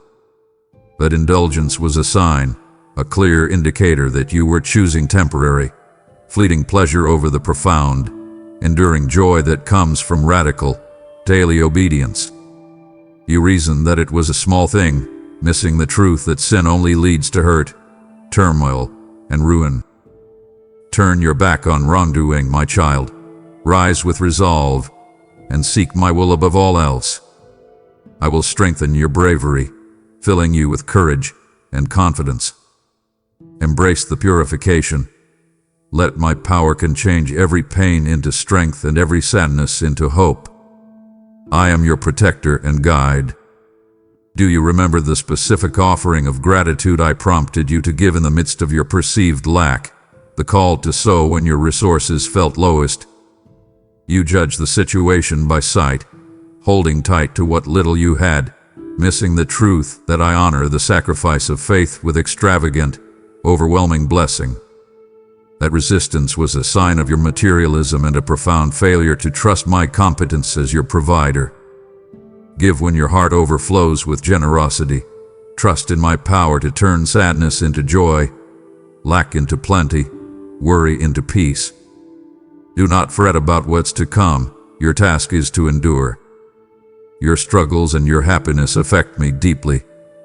I am here to support and shield you. Recall the invitation to lay down your personal ambition, the dream you cultivated in your own strength, for my greater, hidden purpose. That moment of deep wrestling was a sign, my gentle instruction that my plan for you is already full of love, unity, success, and new opportunities. You clung to the familiar, fearing the uncertainty of my call, failing to realize that my purpose is far more magnificent and fulfilling than any human goal. Let go of pride. Embrace the humility that allows you to see yourself not through the eyes of the world, but as my beloved son/daughter. I will reward your loyalty. I will answer your prayers. You are a living testimony of my unending love. Finally, the demand for radical, immediate obedience to a clear, simple instruction that you postponed for convenience or comfort. That delay was a sign, my final, clear direction, demanding a response of absolute, unreserved fidelity to my word. You hesitated, waiting for a better moment, missing the truth that my moment for action is always now. Be brave and valiant. March forward with steadfast and assured steps. You will see my power working wonders in your life. I am your Father, your protector, your guide, and I am always with you. Embrace this truth and receive my peace. My child, let us move into a deeper, often unsettling territory, the shadow of doubt, those spiritual challenges that are actually signs meant to deepen your reliance on my truth. Remember the specific questions that surfaced in your mind, the intellectual challenges that forced you to examine the foundation of your faith. That wrestling was a sign, my initiation into a higher level of spiritual maturity. You felt confused and unsettled, fearing the collapse of your belief. But I intended for that challenge to send you back to my authoritative word and to completely eradicate your self-reliance. Do not let the enemy's shadows confuse you. Seek solace in my teachings and prayer. I will grant you the wisdom to choose your paths wisely. You are my child, my creation, my work of art. Think about the moment of spiritual wrestling, the agonizing questions about your purpose, my plan, or your value, that was specifically intended to deepen your reliance on my truth. That inner turmoil was a sign, a test to see if you would cling to your feelings or anchor your soul in the unwavering promises of my word. You felt abandoned, missing the truth that I am with you even when you feel alone, and I never leave your side. Trust in me with all your heart. Hold on to my promises. I am your light and your truth. My love for you is endless and steadfast. Walk with hope. Recall the temptation to compromise, the enticing offer to cut corners, to speak a half-truth, to surrender a principle. That was a test of your loyalty and conviction. That inner resistance was a sign, a clear indicator that my spirit was moving against your flesh. You were tempted to yield, failing to realize that a small compromise in integrity is a gateway to a major spiritual fall. Stand firm against the enemy's schemes. Turn away from wrongdoing and choose the path of holiness. My power outshines all. I will never let you down. Do you remember the fleeting thought that your spiritual gifts were not real? The sudden whisper of inadequacy meant to cause you to lean harder on my power. That self-doubt was a sign, my reminder that your value is not in your performance, but in your being mine. You felt less than, missing the truth that I have placed within you a firm faith. Reject the lies. Claim your divine authority. My spirit dwells within you. You are strong.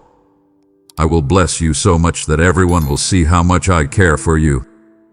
Think about the intellectual challenge, the complex theological question, the scientific conflict, the philosophical dilemma that was meant to send you back to the authoritative word as your final, unshakable foundation. That challenge was a sign, a spiritual exercise to deepen your understanding of my truth. You felt overwhelmed, missing the truth that my word is a lamp unto your feet, a light unto your path. Dive deep into the wisdom of my words. Let my word be your guide.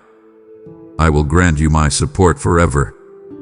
Finally, the internal resistance, the clear, undeniable friction in your spirit, that was a direct indicator of my spirit moving against your flesh. That conflict was a sign, my declaration that you cannot serve two masters. Do not let your uncertainties be used to slow you down. Strive to be a living testimony of my work within you. I love you deeply. I will never turn away from you. Stand firm and be filled with joy. My child, I will now speak of the test of generosity, the sign that reveals the true state of your heart and your trust in my provision. Remember the command to give when your resources felt lowest, an offering that you judged by sight, rationalizing that you had nothing to spare. That moment was a sign, my challenge to see beyond your current lack and to trust in my sovereign provision. You clung to your earthly wealth, missing the truth that giving unlocks the windows of heaven and multiplies the blessing. Acknowledge the power in the sacrifice. Choose to live by faith and not by sight. I will shower your family with a deluge of blessings. Your prosperity will be seen by all. I am the Lord your God, your steadfast protector and your haven. Think about the opportunity to share credit or praise with another instead of taking it for yourself. A moment when humility was required to redirect the spotlight. That internal struggle was a sign, my test to expose the level of your pride and your need for human validation. You chose the fleeting applause, missing the truth that my approval is the only enduring reward. Share credit and praise. Clothe your soul in humility. I will honor your faithfulness. Be brave and bold. Reject the offerings of the devourer, and keep your gaze fixed on me. I will reward you loyalty.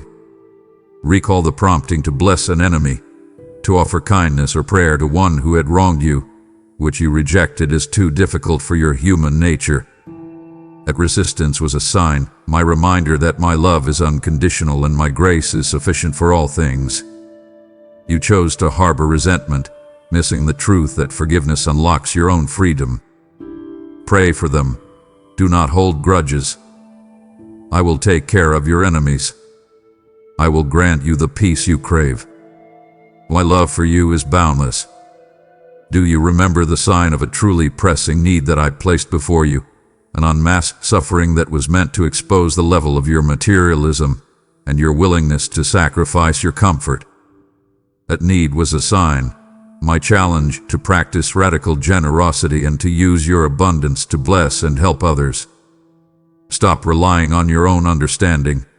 Turn away from greed. Trust in my plan. I will shower your family with a deluge of blessings. You will experience abundance and success in your endeavors. Think about the call to invest time in mentoring another soul instead of pursuing personal goals, an opportunity to pour into the spiritual destiny of a younger believer. That call was a sign, my invitation to share the wisdom and anointing I have given you. You chose the self-focused path, missing the truth that stewarding your talents multiplies the blessing. Be a living proof of kindness. share my truth. I will bless you richly. You are my beloved child, strong and formed in my image. Finally, the offering of your creative talents to my service that you reserved for the world, fearing that my work would diminish your human praise or financial reward. That resistance was a sign, my reminder that I am the creator of all that is seen and unseen, and your true purpose is to reflect my glory. Release your talents to my kingdom. Do not fear the magnificence of my call. My love for you is eternal. I will never abandon you. Believe in me, and you will see my power working wonders in your life. My precious one, let us now celebrate the unexpected joy, the signs I send to assure your heart of your eternal reward and my unconditional love. Remember the moment of pure, unadulterated happiness that suddenly washed over you, a spiritual refreshment that was a foretaste of your eternal reward. That joy was a sign, my clear declaration, that your sorrow will turn into happiness and your pain will turn into celebration. You felt the lightness, but allowed the old burdens to quickly return, missing the truth that joy is a spiritual weapon against the lies of the adversary. Embrace the spiritual refreshment. Let your heart brim with joy. I am here to fill you with my peace. Walk with the confidence that my love for you is endless and steadfast.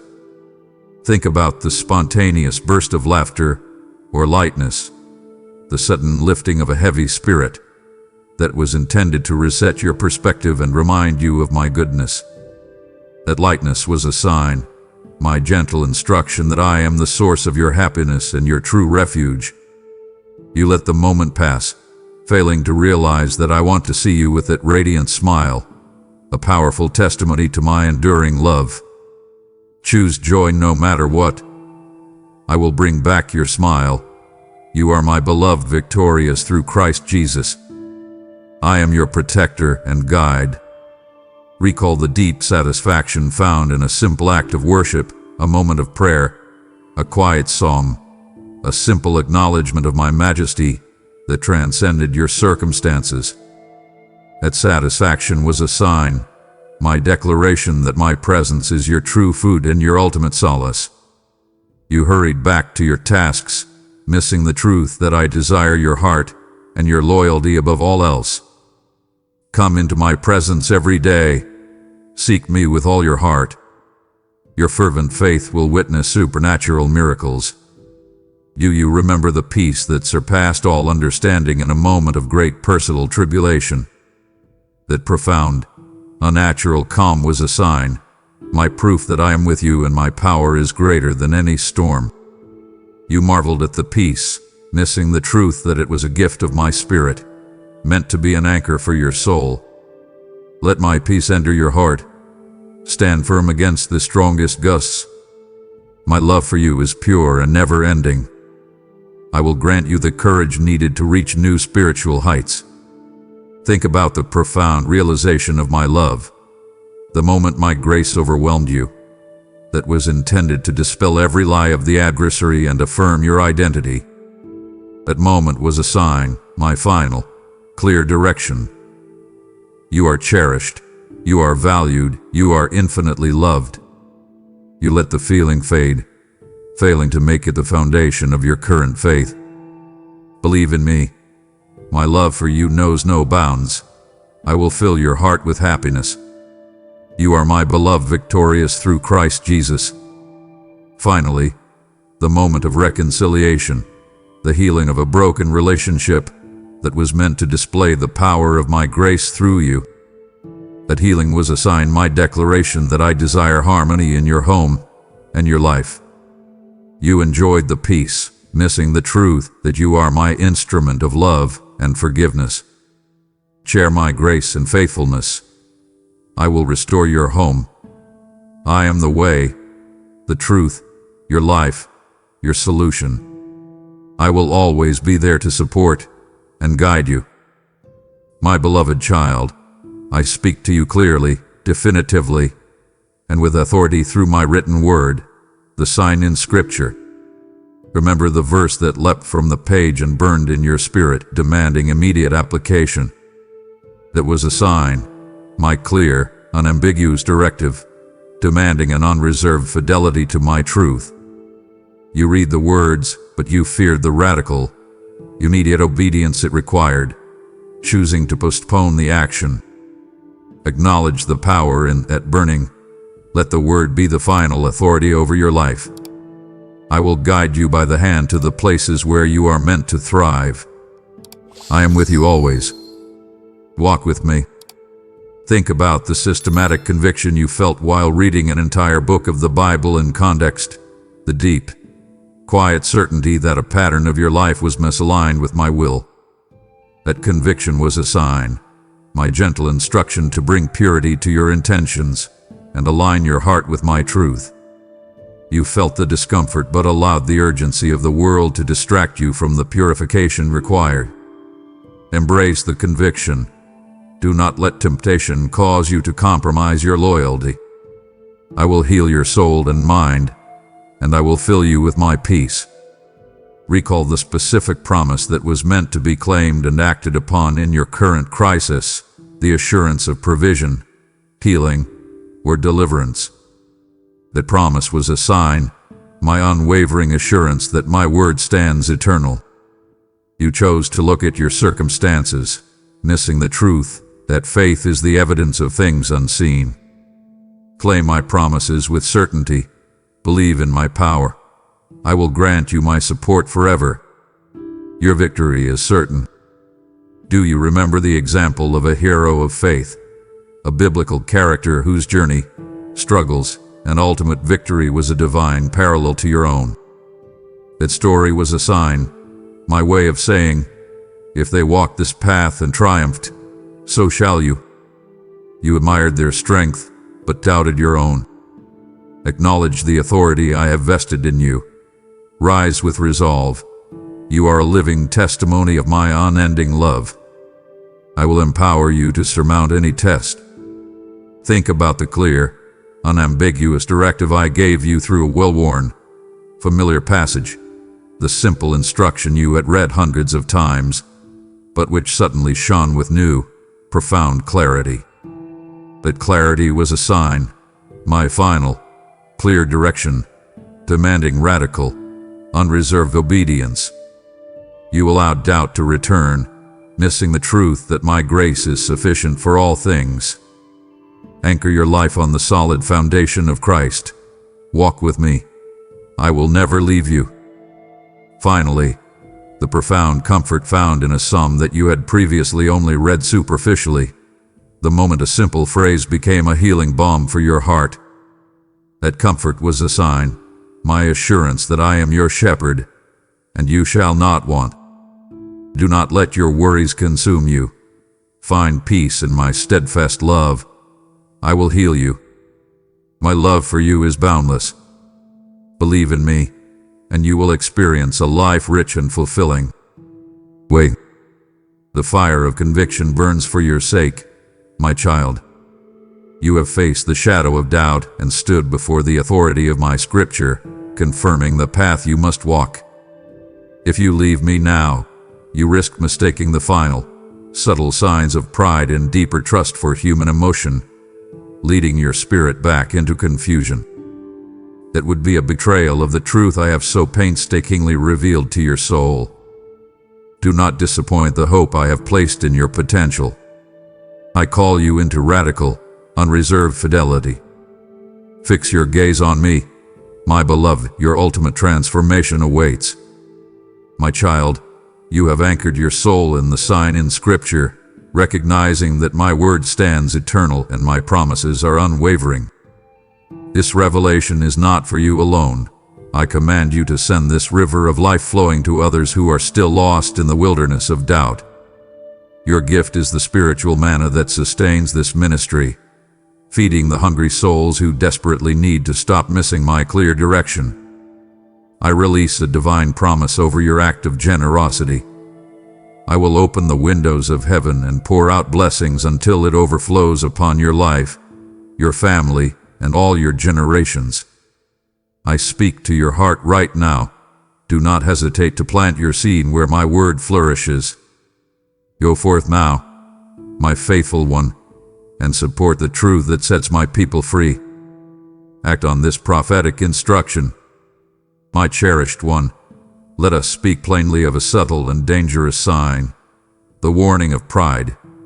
The moment you began to shift your dependence from my grace to your own flawed strength. Remember the momentary success that caused you to subtly believe it was all due to your own effort, your skill, or your ingenuity. That subtle shift was a sign, my warning that pride leads to destruction and that you cannot serve two masters. You chose to take the credit, missing the truth that I am the source of your blessings and your true strength. Give me time every day. Acknowledge my providence. I will enrich your spirit and soul first. Guard your heart and do not forget who blesses you. Think about the temptation to judge another's fault, to criticize their weakness, to look down upon their misstep without remembering your own fallen nature. The judgmental glance was a sign, my instruction to remove the log from your own eye and to embrace humility. You focused on their imperfection, missing the truth that I do not focus on your missteps. I will never reject you for your sins. Forgive those who pursue you. Do not hold grudges. I will restore your peace. Recall the subtle shifting of your dependence from my grace to your spiritual discipline. The belief that your works, your fasting, or your knowledge were securing your favor.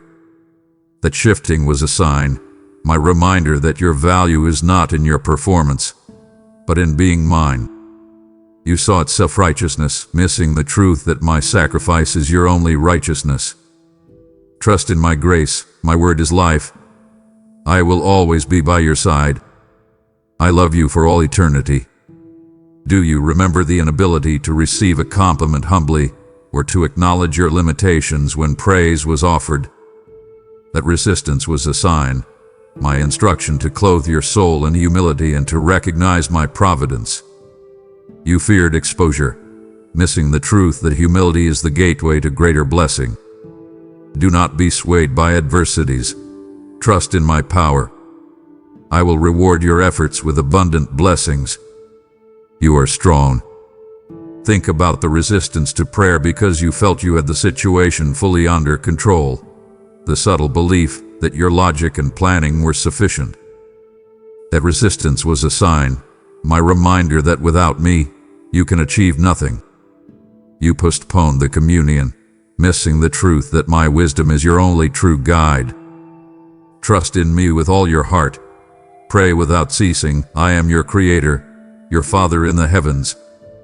Your journey continues. Finally, the tendency to argue or defend your position instead of submitting to gentle counsel. That defensiveness was a sign, my instruction to put down the need to be right and to embrace the purity of simple obedience. You chose the argument, missing the truth that submission unlocks my mighty power. Open your heart wide, welcome the gentle peace I bring. I will never leave you. Believe in me, and you will experience a life rich and fulfilling. My beloved one, I call you now to embrace the call to deeper trust, the sign that demands you to completely eradicate your self-reliance and trust my word over the visible circumstances. Remember the unexplainable circumstance that was too complex for human logic to resolve. That complexity was a sign, my test to see if you would cling to your understanding or lean entirely on my wisdom. You sought to unravel the details, missing the truth that my understanding is vast and my wisdom knows no bounds. Stop relying on humanity, surrender your striving. I will make a way where there seems to be none. I am the God of the impossible. I will guide you. Think about the moment you felt abandoned, the spiritual darkness that was meant to teach you the unwavering nature of my faithfulness. That feeling of loss was a sign, my assurance that I am with you, even when you feel alone, and I never leave your side. You feared the darkness, missing the truth that my light will always shine your way. Trust in me. Your past doesn't concern me.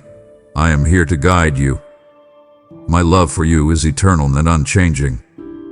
Recall the instruction to move forward without a full picture of the ultimate outcome, demanding a step of blind faith. That lack of clarity was a sign, my requirement that you walk on water, trusting my word over the visible circumstances. You waited for the blueprint, missing the truth that my plan unfolds with every step of obedience. Move forward with boldness. I will be right there with you. I am your protector and shield. Your journey is still unfolding. Do you remember the personal crisis that was designed to completely eradicate your self-reliance, stripping away every crutch until only my grace remained? That stripping away was a sign, my reminder that in me, you lack nothing, and my power is made perfect in your weakness. You grieve the loss of control, missing the truth that my competence is your greatest security. Be strong and full of courage.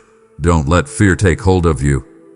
I will never forsake you. Think about the necessity to wait patiently for my timing instead of forcing a premature solution. That required waiting was a sign, my instruction that my timing is impeccable, never too late or too soon. You sought immediate relief, missing the truth that waiting builds endurance and secures the victory. Trust in my plan. Your trials are sculpting you. Maintain your faith. I am your God, your Father in the heavens. Finally, the opportunity to walk on water, trusting my word over the visible circumstances, the chance to risk the comfortable for the miraculous. That opportunity was a sign, my declaration that with me, all things are possible. You chose the boat, missing the truth that my power is boundless. Step forward now. Believe in the strength I've given you. I will never abandon you. I love you deeply. My beloved child, let your heart be stilled now, for I speak of the revelation of your identity, the sign that anchors your soul in the truth of who you are in my eyes. Remember the moment you saw yourself, not through the eyes of the world, but as my beloved son/daughter. That profound shift was a sign, my declaration that your value is not in your performance, but in your being mine. You felt the immediate, overwhelming peace, missing the truth that I love you even before your birth. Embrace this truth, you are my greatest creation. I will never leave you. My love for you is eternal. Think about the profound awareness of the spiritual authority I have vested in you through my Son, the power to overcome, to bind, to heal, to speak life. That awareness was a sign, my instruction to rise and walk by faith, exercising the gifts I have given you. You shrank back in fear, missing the truth that my spirit dwells within you, and you possess great power. Walk with courage. I will empower you to surmount any test. You are more than a conqueror. Recall the realization of the specific purpose and unique gifting I have woven into your being. The clarity was a sign, my call to step into the role that only you can fulfill. You doubted your unique contribution, missing the truth that you are unique and there's no need to copy others. Invest your gifts. I will shower you with abundance. Your talent will bloom. You are here for a reason. Do you remember the conviction that your value is not in your performance, but in your being mine? That realization was a sign, my reminder that my love for you is unconditional and my acceptance is unwavering. You sought human validation, missing the truth that you are my cherished treasure. Stop seeking the approval of others. I will always be by your side. My love for you is boundless. Think about the glimpse of your heavenly inheritance that made worldly treasures seem worthless. That glimpse was a sign, my declaration that you are an heir to many blessings and that what awaits you is far more magnificent. You return to the pursuit of the fleeting, missing the truth that I have incredible things waiting for you. Lift your gaze to the sky. Trust in my plan. You will achieve your dreams. Finally, the internal understanding of the depth and breadth of the atonement in Christ Jesus. That profound truth was a sign, my assurance that your sins have been erased and your freedom is complete. You carried the guilt, missing the truth that my grace is sufficient. Receive my word, your chains are shattered. I love you deeply. My beloved child, let us conclude the signs with the final, clear direction, the unmistakable convergence that removes all possibility of doubt. Remember the unmistakable, singular path forward that remained after all alternatives faded away. That clarity was a sign, my definitive instruction that my will for you is simple, clear, and unopposed. You sought complexity, missing the truth that my truth is simple and unambiguous. Trust the clarity, move forward with resolve. I will always be there to help you. Believe in me. Think about the alignment of 3 or more signs, word, counsel, circumstance, pointing to the same action. That convergence was a sign, my most powerful and undeniable confirmation, removing every rational reason for hesitation. You chose the delay, missing the truth that I am accelerating the timing for you. Act now. Do not waver in your faith. I will work wonders in your life. Your victory is certain. Recall the moment the Holy Spirit flooded your heart with absolute certainty and peace. That inner flooding was a sign, my spiritual seal of confirmation, declaring that this action is my will and your next step. You allowed the peace to fade, missing the truth that my peace surpasses all understanding. Embrace the certainty. I will never leave you. I am your protector and shield. Do you remember the simple, clear instruction given during a moment of intense, focused worship? That instruction was a sign, my personal, intimate directive demanding immediate, unreserved obedience. You returned to your day, missing the truth that my wisdom is your only true guide. Seek me with all your heart. I will provide everything you need. I love you deeply. Think about the undeniable conviction that a specific action was the next step of obedience. That conviction was a sign, my final, clear direction. You rationalized the thought away, missing the truth that my commands are your greatest blessing. Walk with me. I will grant you the peace you crave. I am always with you. Finally, the sudden, perfect clarity that resolved all previous confusion and hesitation. That clarity was a sign, my clear declaration that the waiting is over and the time for action is now. Trust the clarity, I am here to guide you. Believe in me, and you will see my power working wonders in your life. My beloved child, let my final words be an unshakable anchor for your soul, my enduring compassion and restoration. I remind you that missing a sign does not negate my unconditional love for you. My love is eternal and unchanging, unwavering, and my grace is sufficient for this lapse and all future ones. I am not angry with you. I am here to lift you up.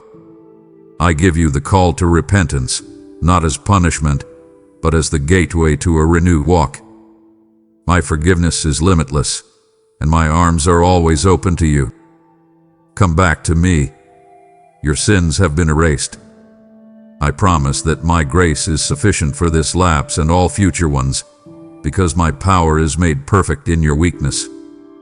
I will always be there to support you and strengthen you. I give you the assurance that I will redeem the time you believe you have lost in error and will transform your trials into triumphs. Your battles are my battle, your victory is certain. I will accelerate the timing for you to receive your blessings.